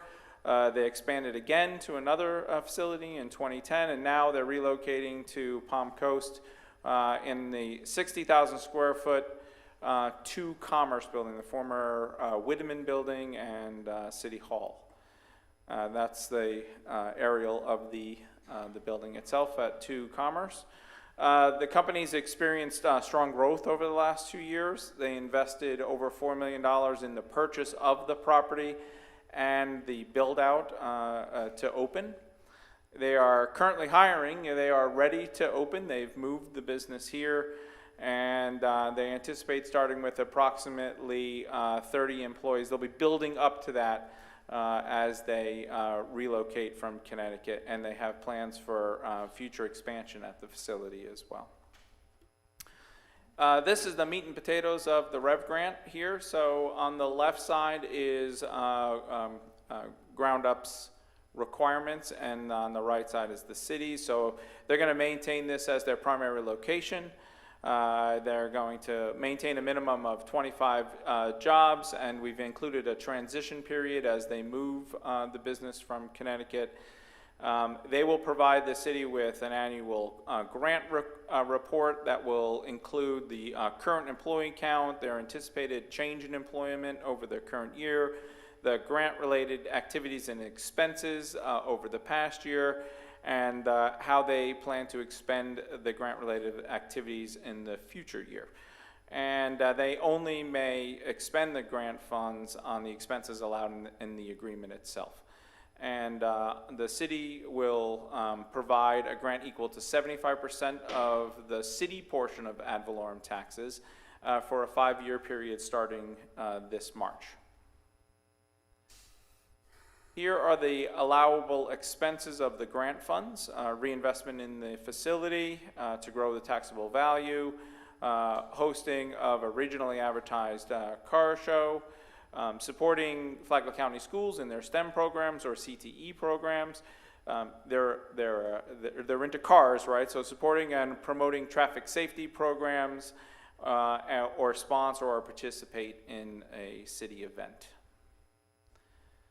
This is a breakdown of what it will look like in the first year and the estimated total cost.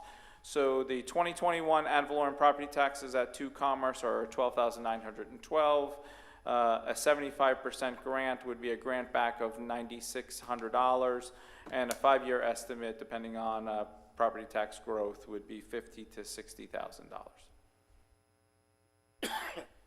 $60,000. City Council, we have a change that we'd like you to consider from the actual agreement, and this is on page 70 in your backup. If you look at section 4, it says that we will pay out the grant in 60 days. We found that to be in conflict with another timeline that we have in the agreement, and we worked with the Santoro family, and they've agreed that a 120-day payout is acceptable. So any motion that you present today, we'd ask that you please allow us to make that change in section 4.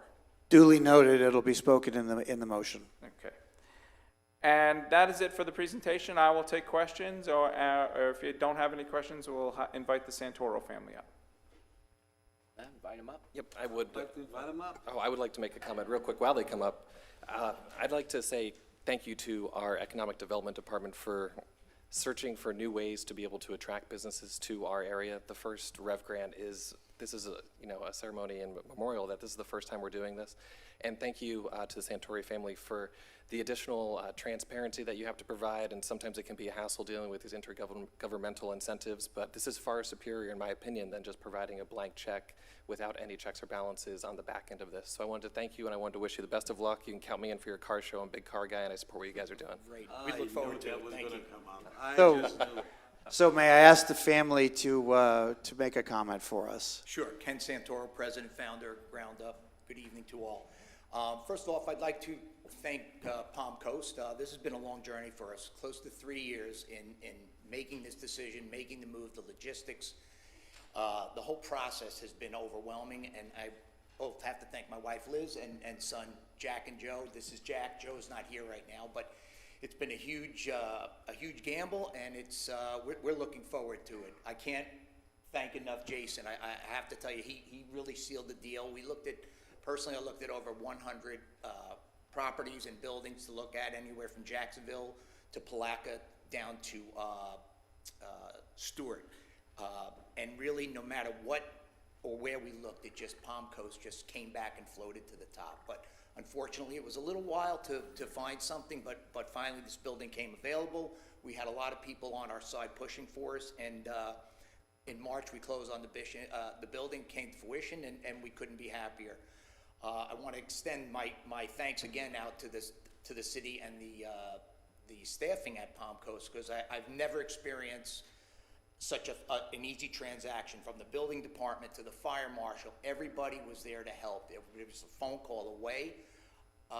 It's such a difference from what I'm used to coming from New York, where you would go into a meeting like this and you would be clenched fist and clenched teeth. So again, I wholeheartedly thank everybody in Palm Coast, and we're so proud and happy to call it home. So I can't tell you how much we appreciate your comment, and just to reinforce what Councilman Clufus said, and you said as well. So I've had the privilege of, you are the third business that I have talked to in the last month that has made a decision to live, shop, work, and play right here in our Palm Coast. You are the definition of be local, and we will make sure that we find your neighbors and residents to buy local as well. And can't thank you enough. So I can see the smiles on everybody's face. I'm sure it's the right thing to do. So congratulations, and thank you for coming. And thank you, Palm Coast.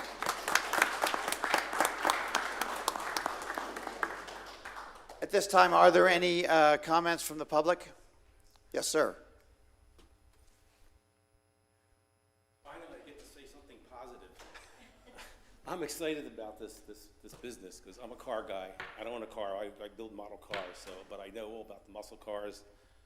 This is great. It brings a big, nice business into town. Not a lot of impact on the surroundings. The building's already there, I believe, isn't it? Okay. The car shows. Put them on Saturdays, please, because we go to church on Sunday. That's what I want to say about that. And I hope that your expansion will include other makes. We have a lot of people, Ford, maybe Mopar parts. I know you're specialized in GM. That's cool, but you can do that. And I'm glad you're going to support the high school. I just hope that they maybe include some kind of shop program that kind of get the kids interested in automotive and mechanics and stuff like that. Yes. Yeah. Okay. So it's great to have it. Thank you all. Thank you, guys. Very good. Thank you for your comment. Any additional comments at this time? Seeing none, I'll come back to City Council. Any final? Make a motion to approve the recapture and asset value agreement with the GUP Motors LLC. With a change in the timeline from 60 to 120 days In on the section record. 4. I'll second that motion. And we have a second. All in favor, please signify by saying aye. Aye. Any opposed? Does the clerk have that? I do, thank you. Thank you. Thank you. Counselor? Yes, the next item on the agenda is number 7. It's a contract for purchase and sale for JDI Palm Coast LLC. A resolution of the City Council of the City of Palm Coast, Florida, approving the contract for purchase and sale with JDI Palm Coast LLC for the land donation at the Palm Harbor Golf Course to include the driving range, authorizing the city manager to execute the necessary documents, providing for severability, providing for conflicts, providing for implementing actions, and providing for an effective date.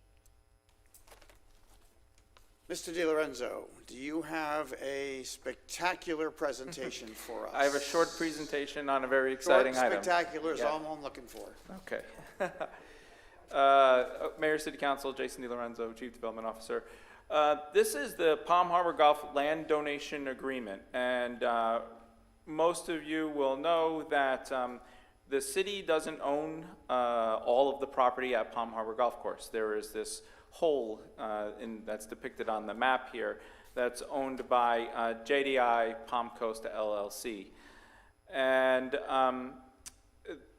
this portion was previously planned in the MPD to have 16 multifamily buildings on it, including on the driving range where 9 of the buildings were to be located. And this is the concept plan from that MPD, showing the all 16 buildings in a future clubhouse as well. The problem with this plan, and this was an old Centex plan, was that That would have eliminated the driving range at Palm Harbor completely if the the 9 buildings were located on the current driving range area, and it would have significantly altered how golf operations would work. That was back in 2005, and as we've moved forward more recently, in 2019, we were working with JDI on some other concepts, and we got close to this one, or something similar, which would have located buildings on the more to the west and left the driving range open, but we couldn't come to a final agreement on that. That was going to have a significant hardship on the owner compared to the previous plan. Obviously, they wouldn't have the same value for the property.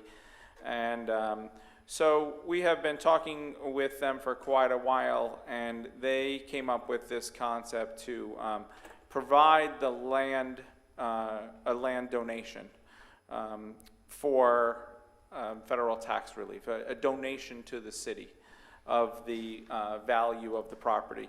And how the agreement will work is the city will receive all 16.32 acres that was depicted in the map. The donor will donate all of the rights, the title, and interest in the property to the city at closing. And we will pay the title insurance policy, which is estimated between about $3,000 to $4,000. We don't have a final number yet. We'll know that at closing. And as part of the closing, the city will acknowledge the donation of the property on an IRS form number 8283, which literally says this is a land donation.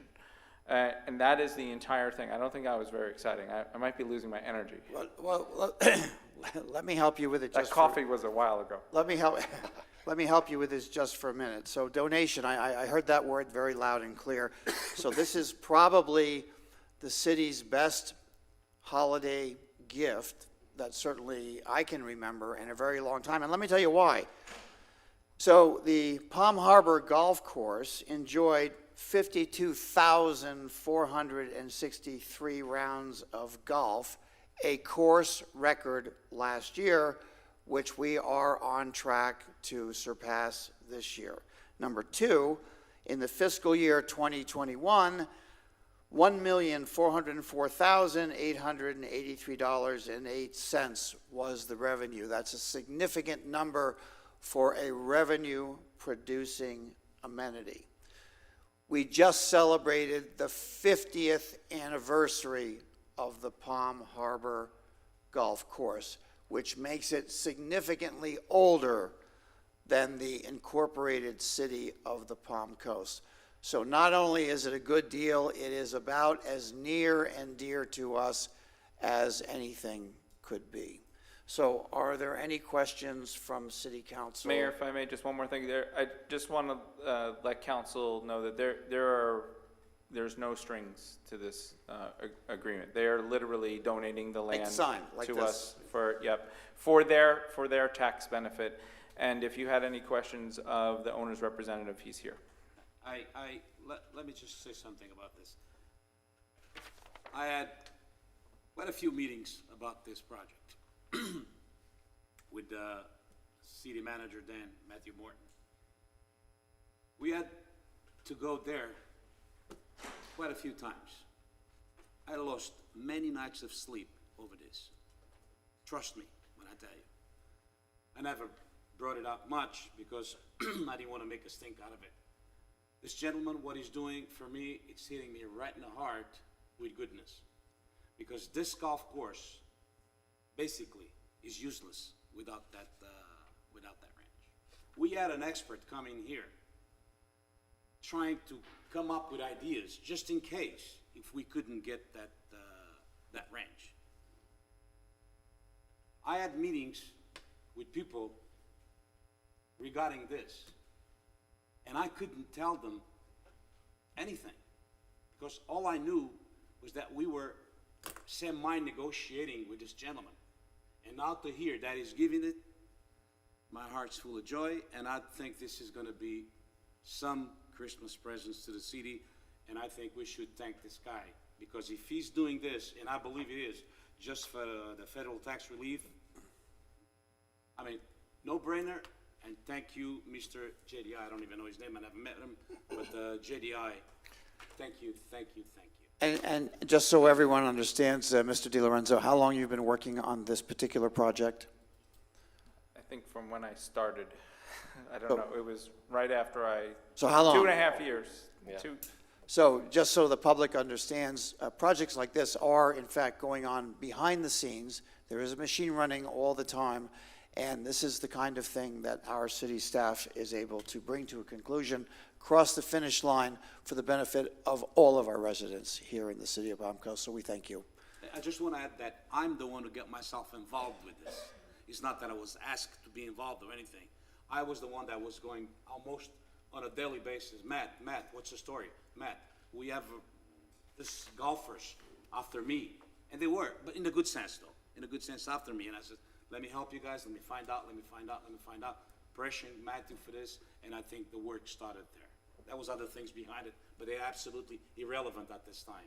I just want to thank JDI once again. Very good, thank And you.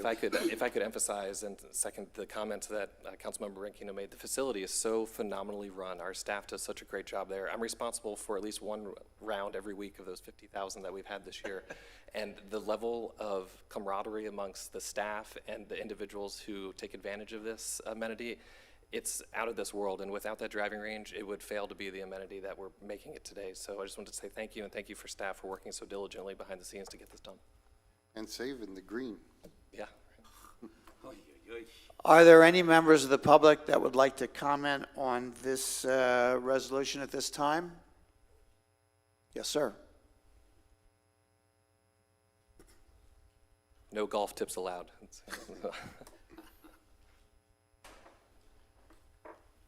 I'm just curious, George Mayo, Palm Coast. Does the city have any plans for this property? Did we plan to expand the golf course or just leave it natural, or is there anything in the works, anything we thought of? Thank you.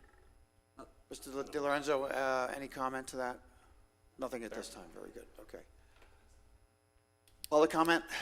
Well, Jay Livingston here, I actually represent the landowner, but to the comment that was just, the question that was just asked, I think it's important to know that there are no restrictions, as Mr. DiLorenzo said. There isn't like a requirement that this has to remain a golf course. It's for whatever the city wants to use it as. And normally, when I come before you all, it's more of as an advocate for a project or something. So it's pretty special to be able to deliver this one to you, because I think I played my first round of golf on that course in the 90s before there was a city.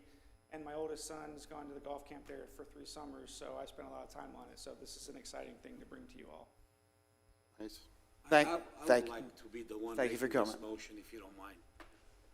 If you don't mind, I would like to make this motion, please. Let's have at it. Just, can we close public comment first?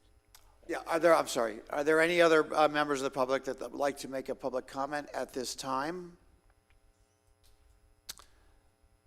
Seeing none, I will close public comment. Thank you, Counselor. And I would ask Vice Mayor Branquino to make the motion. Approve this resolution approving the land donation agreement with JDI, Palm Coast, at the Palm Harbor Golf Course to include the driving range. I think we should let Councilman Burkino also second that motion. It's big. I don't think I could, but I would love to do that. I'll do it then. As a backup, okay? So the clerk has a motion and a second. Any further discussion? All in favor, please signify by saying aye. Aye. Any opposed? The clerk has the vote. Thank you. 5-0, thank you. Next item on the agenda is our consent agenda. I will ask the public, are there any items on the consent agenda that a member of the public would like to pull at this time? Seeing none, I think I'm backwards. Are there any members of City Council that would like to pull an item from the consent agenda at this time? Seeing none, I would ask for a... I'll make that motion. I'll second it this time. There you go. Councilor Dwight. We're good?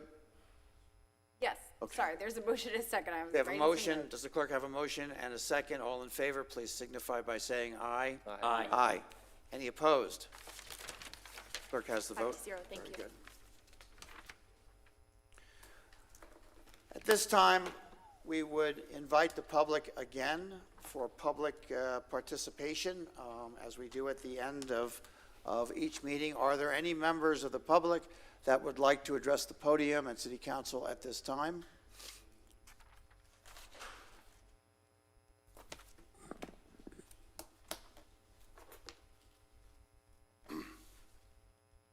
Evening again, George Mayo, Palm Coast. In today's article, in today's USA Today, which I get, somebody's always up here talking about the homeless situation and the problem and how to fix it, how to address it, what we can do, what we can't do, etc. This has a picture of what they're doing in Denver, Seattle, California, other places. The city is donating or using city-owned property, and/or there are donations of land from private homeowners. And what they are doing is setting up little tiny villages of tiny houses ranging from 60 square feet to 300 square feet with utilities, only on a temporary basis, because some people want to remain homeless, and that is their prerogative. Some people, through loss of income, loss of job, loss of family, find themselves homeless through no fault of their own and have nowhere to go. And they are building these in gatherings of 4, 5, or 6 with utilities, so people can live in there and get back on their feet, whether it's to find another job or find family or whatever it is. And I'm just thinking long-term, this is not something we're going to take up in the workshop next week, but this could possibly be something that the city could look at and think about, building tiny homes for people. They're vetted, et cetera, but it is a temporary situation, not a permanent. And as I said, it's from 60 to 300 square feet, so it could be for single people. They have the story in here about a veteran who lost his job and went homeless. It was living in his car. He lived there for less than a year and is happy to say he got a good job and now is getting an apartment. So it's stories like this that maybe we can help people. Like I said, we talked about this both at the city council and at the Flagler commission meetings. Maybe something to think about, whether we have land that we could do this for somewhere to help those of us who are less fortunate. Thank you. Thank you for your comment. Are there any other members of the public that would like to make a public comment at this time?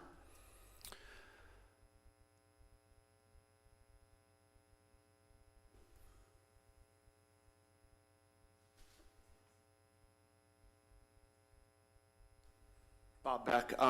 Just want to follow up my previous comment. I know that I made a request. I know that it takes much discussion.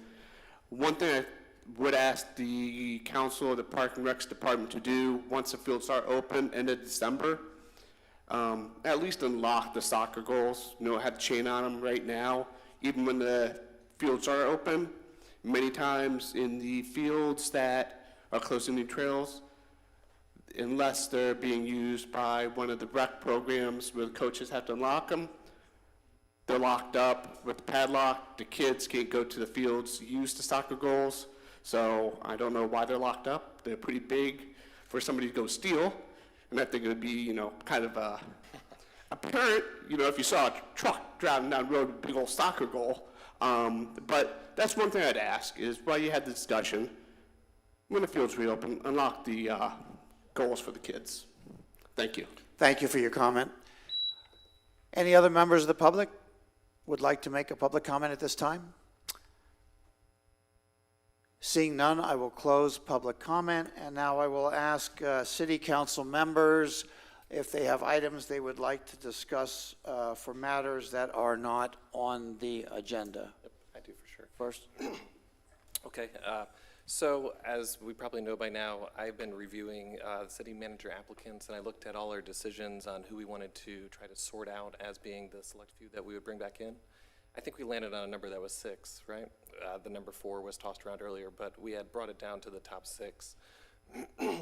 And after reviewing their credentials, I was trying to assess a comparison between what we received when we went out to try to find our previous city manager, which ended up with the search returning Matt Morton. But the pool of candidates provided had a much higher and substantial number of managers and assistant city managers that had dealt with a city our size and our budget. And that was something that I was really taken back by with our choices, was the size of the municipalities that these people, that these applicants were managing or co-managing at certain points in their career. Some of them were villages, I guess those would be the residents' villagers, but villages, under 10,000 people.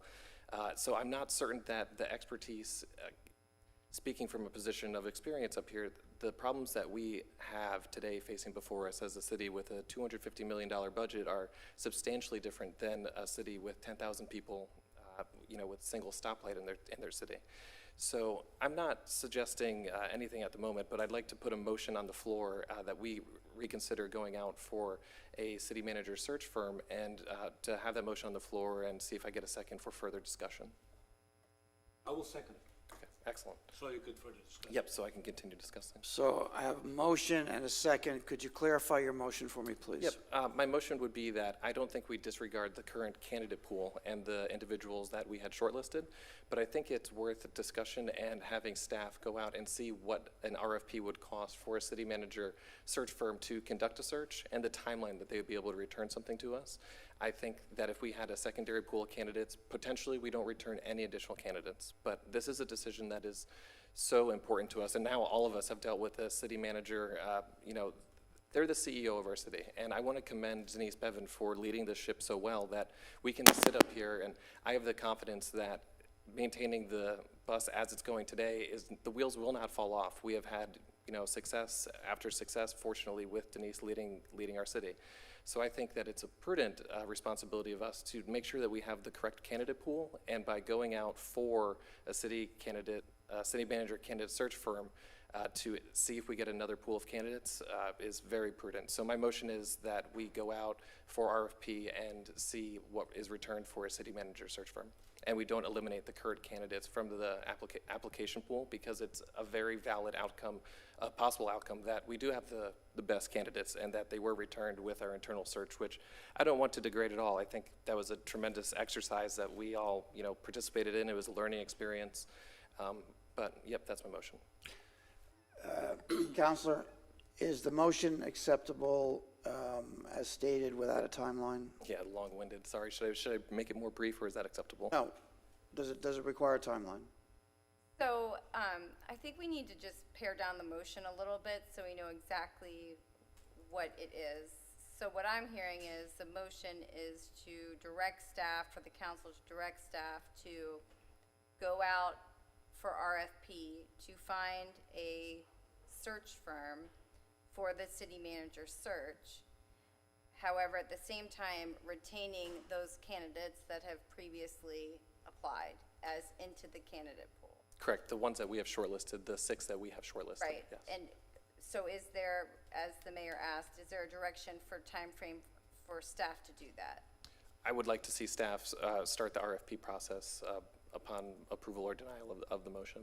Oh, okay, so immediately? Yes. Okay. Vice Mayor, you made a second. That motion, the language has changed. Does your second still hold?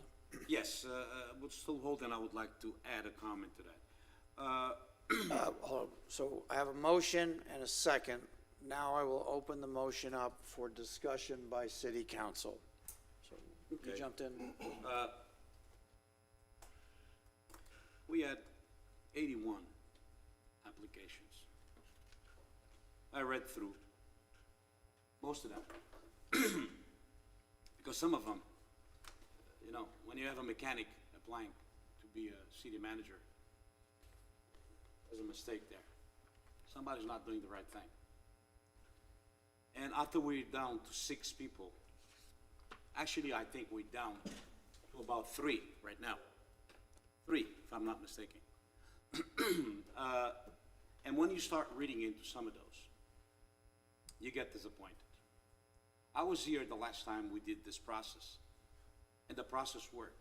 Mind you, the only thing I would probably do different is the people that apply for this, they can apply again.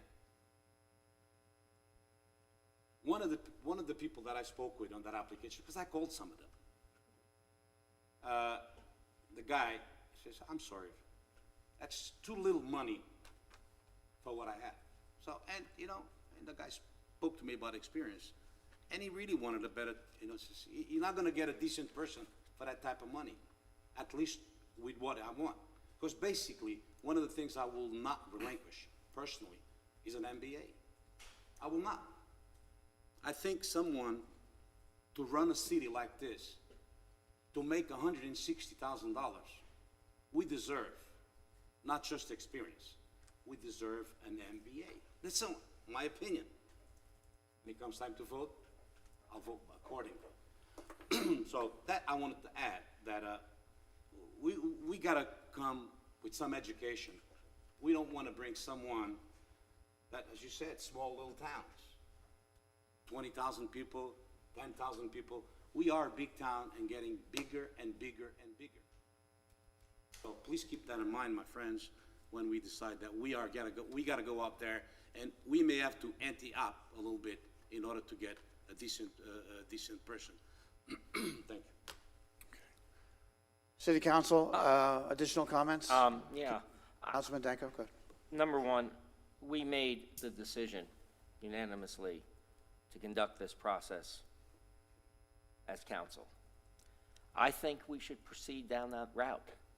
I don't think we should go to an outside agency at this point and spend money. I think we went from 6 candidates that we picked. We all picked 5. We overlapped, 3 of us overlapped on 1 candidate, which was good. Other candidates, I was surprised someone didn't overlap on. 1 candidate is the previous mayor of the city of Erie, Pennsylvania. And that's a mayor job, not a city manager job. He was elected twice, bigger city than Palm Coast. I had him in my list. He didn't come up in anyone else's pick. I read through every single one of these things, and I see what both Councilman Burkino and Clufus suggested. There were certainly some people there that should not have applied. But I think we're down to 4 qualified candidates. And I think all the folks that went through this process donated their time and their efforts, and we're now down to 4 finalists who are waiting and prepping to be interviewed. I would suggest that perhaps we go through with this interview process first before we proceed any further, and give these 4 folks an opportunity to present themselves to us directly before we make any other decision. And if we're not satisfied after that, then we certainly have the ability to go in another direction. But I just think that we made a decision, we took on the responsibility. I think we did it all together as a group. No one dissented from it. We may have had certain personal requirements, which is understandable, but I think we owe these 4 people the opportunity to come here and be interviewed before we move any further. Okay. Councilman? Well, what I heard is we're gonna have to spend a lot of money to get this out there again, and then we're gonna have to raise the salary to get more qualified people. When we have whatever amount, 6, I thought it was 6 before, they already agreed to the salary and doing this. We're backtracking instead of going forward. I think we should stay on course because we want a city manager. We need one ASAP. That's it. I have a question. My understanding is 2 of the 6 dropped out. Is that correct? Do we have someone here who can answer that? Because I thought I saw an email for 2 of them that have dropped out. We have, the Director of HR will answer it correctly. Thank you, Renina. We actually have 3 that have dropped out. So one of them has called me and assured me he was interested. However, he has not responded with any information. Who is the 3rd one? Moy. Okay. Scott Moy. So we're down to 3 then. Do we know the reasons that they dropped out? 2 of them, I think, already had other positions. 2 of them got jobs, and if we delay these other 3 people, and all 3 of these people, I believe, are qualified. We all picked them. I mean, But I think if we delay these 3 people, we might run the risk of losing them.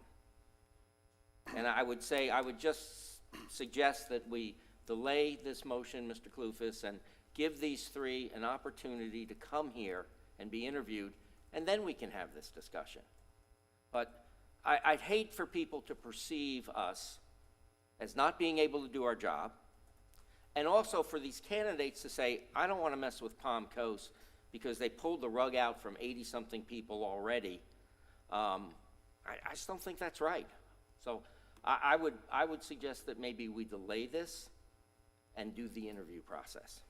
Don't forget that we still have one thing at heart. We got to get what's the best for the city. Sure. Even though we all voted for that, remember, we voted, we tried to save that money.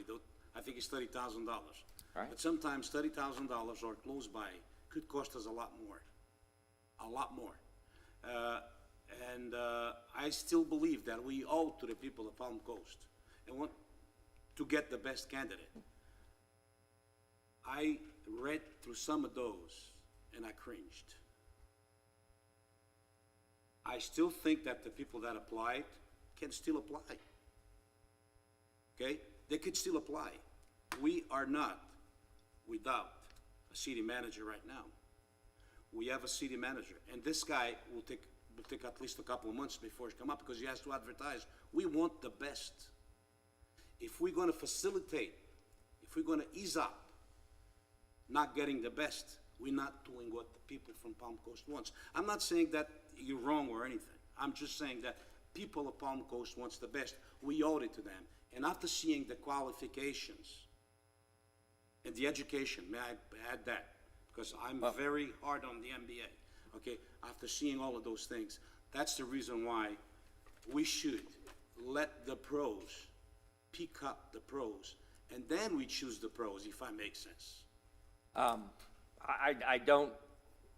hear what you're saying, Councilman Aquino, and all I'm saying is, let's do the interviews, let's set them up fast, let's meet these candidates. I know one of them, but I don't know the other 2, and I want to hear what their background is from them, what their vision is for this city, and all I'm saying is, let's do the interview first, and then we can come back, and if we say, you know, out of the 3, we're not happy, then we can move forward. But I think we owe these 3 people an opportunity to come and present themselves. I don't think that's asking for much.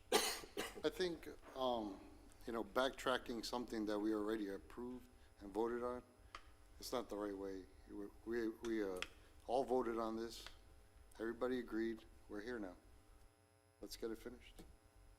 Yep, and I would say that my one regret is that I didn't bring this up more sternly at the comments when we picked our top 5, which ended up being the top 6. I tried to throw in a comment that, you know, potentially if we didn't find someone in this search that, you know, filtered out between all of us, that maybe we don't go the route of picking out of these, we go back to the city manager candidate search firm. And I would say that, you know, it is my one, I honestly believe that I should have stood up sooner and argued that looking at the pool of candidates that we weren't able to come to a consensus on. I was certain going to that meeting that we were going to have at least one candidate that was going to receive all 5 of our nominations to come back. But I also don't relent my, you know, we all have a power up here to be able to admit that we made a mistake, and I will say that, and this is the opportunity to right that mistake, that the 3 individuals, I think, certainly still deserve a chance to come before us and present their case. And we did end up here because of the decisions we made, myself included. But I think this is a point in time where we can still put the brakes on a situation and take a step back and realize that if we're not, you know, being as prudent as possible, we may potentially miss out on the candidate that is the right decision for Palm Coast, and potentially that doesn't occur at all. But I think this is a big moment in time because the CEO of our city is going to be selected, and just taking a little bit extra time, and maybe perhaps the route is an RFS, or we can ask staff what would be the fastest route to turn this whole thing around, to be able to get proposals to see what we're dealing with. But I don't think that this is a juncture where I'm comfortable in saying I made a decision, and even though I wish that I had the ability to take a step back at that time, that we have to push forward with the decision that we made. So that's my stance. You know, my one regret is that I didn't stand up more firm at the time, but better late than never, and here we are. So, Councilman, does your motion hold? Yep. Okay, so there's a motion and there's a second. I have two comments. I spent a great deal of time as of late with the Florida League of Cities, who provide a counseling mentor service for just this area. They advised me that we did, in terms of mistakes, miss the mark on salary. We are not competitive with salaries for what I've heard described as the best of the best. That leads me to believe that if we were low in our salary advertisement, that we may not have been given the opportunity to review all of the best candidates that might be available. I'm also hearing, and I understand, that the current selection of candidates would receive an interview and be as competitive with any other that might show if Councilman Clufus's motion is approved. The other comment I heard was delay. I struggle with a balance between delay and settle. I'm not hearing from staff, and Renina, I'll look to you now, if this process would be significantly delayed. Are we talking about adding 90 days? You would have to answer that for me. Right. We would need to go out for an RFP. I think that would be the fastest solution. And then those people who put in a bid would come back to council and they could do a presentation. And normally it is, they like to advertise for 30 days. So once you made your selection on the firm that would represent us, then you would move forward, you know, probably 30 days to advertise, and then you would be discussing, you know, your qualified candidate. And lastly, my final comment before I call for a vote is we did receive criticism from advisors within the League of Cities that we did not have a detailed or thorough list of qualifications in advance of our advertisement for the position. What they told me was the best process, the most transparent process, and the process that we will be most proud of is for us to agree on a finite set of qualities and characteristics and experience and designations and other elements, and then we will match those qualities to the candidate. The candidate that most closely matches that list would be the pick of choice. So I listened to that carefully, and we basically have proceeded and done the process a bit backwards. I'm mostly concerned about making sure that the process is correct, because to the councilman's comment before, I think the correct process does deliver the best candidate that we can all be proud of. We went through this process before and used an outside firm. Didn't turn out that well. And for us now to spend, and I'm sorry, Councilman Aquino, I disagree with you, and we can respectfully disagree, but I don't think it turned out that well. We're going to spend an additional $30,000, and I would guess we're going to take a month to get a firm. We're going to take another month to get an ad out there, and then we're going to get another 100 resumes or 90 resumes and take a couple months going through that. Meanwhile, we have 3 candidates that have jumped over all the hoops. All I'm suggesting is, before we move forward, let's do our interviews. We could set those interviews up pretty quick and just do the interviews and then see how we all feel. We may all agree at the end of the interviews that, yeah, we need someone else, but at least let's give them the respect they deserve for getting into this process. We selected the qualifications as a group. We voted on it. We all agreed.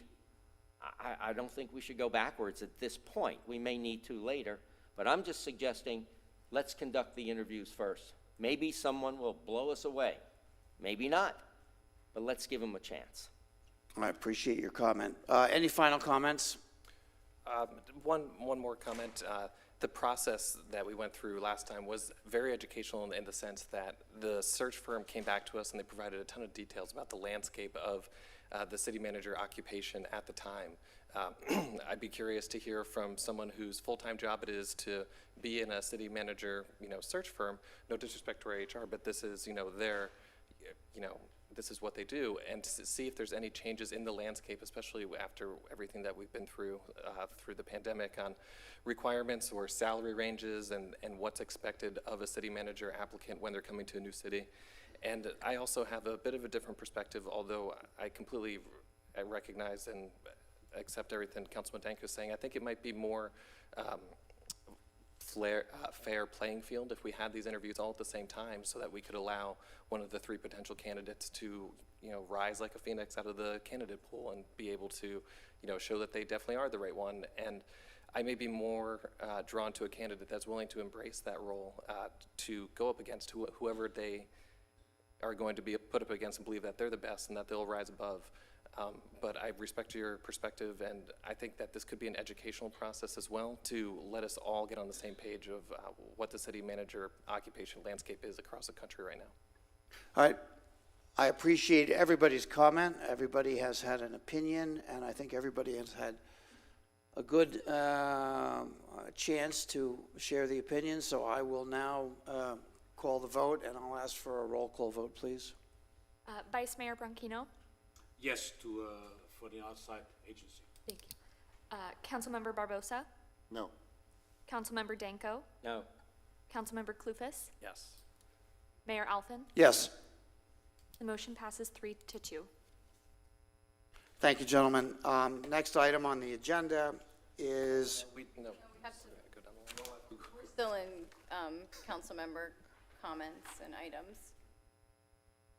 Oh, I'm sorry, not everybody, I apologize. Yeah, we just started. We've only had Councilmember Clufus go, I believe.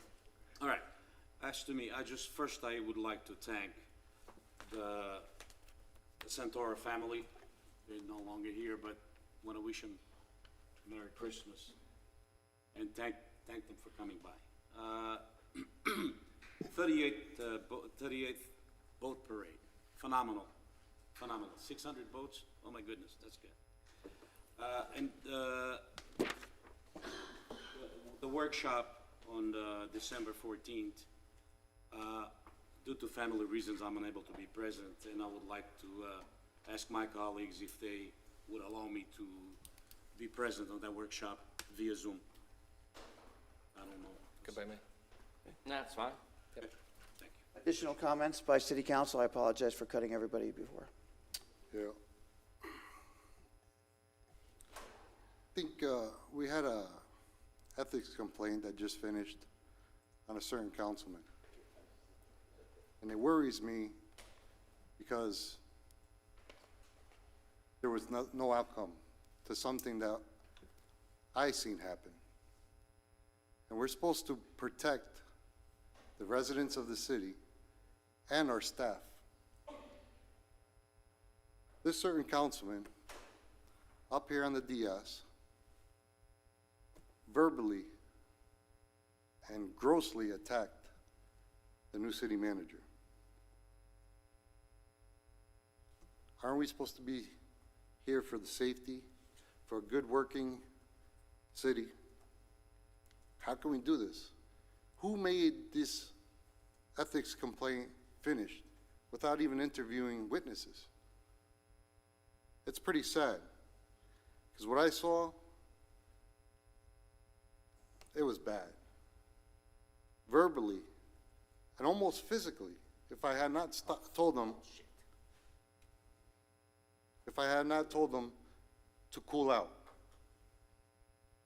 The next day, I went up, and this was to a worker that had just stepped up to help us fill in a position of city manager.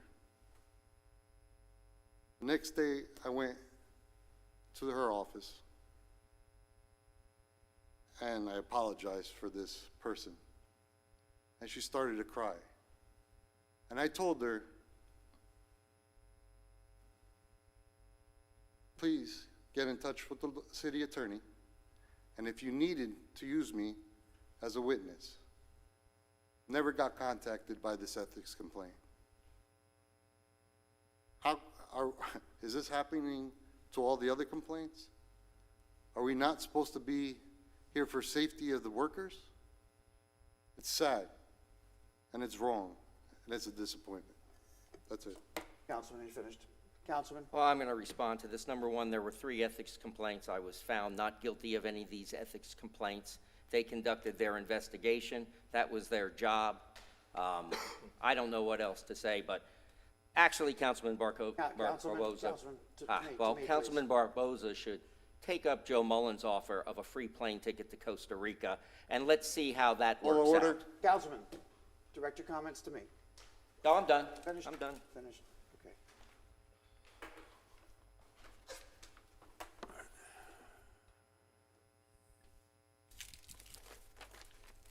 I do have one council comment to make. I am pleased to share that the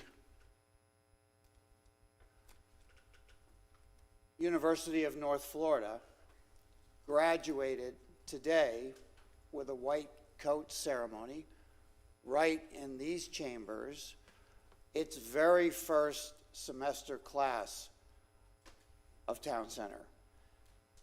I can't tell you what a wonderful milestone that is to have seen those shining, bright, happy faces. These are graduate nursing students who will now be available to serve our community here locally. So another example of how we are working to cure the economic development and provide opportunities for those younger residents of the city of Palm Coast. I would look forward as well for our city council to be leaders and to set the way forward for all of these students that come before us in the future. That concludes my comments for city council. Does the city attorney have any final comments this evening? I have nothing. Does the interim city manager have any comments to conclude? No, Mayor. Thank you, City Council. I just say Feliz Natal. With that said, I would ask for a motion to adjourn. Motion. Second. Okay, all in favor? Aye. Thank you, gentlemen. All right, see you, brother. Be well, and Merry Christmas if I don't see you. Happy holidays.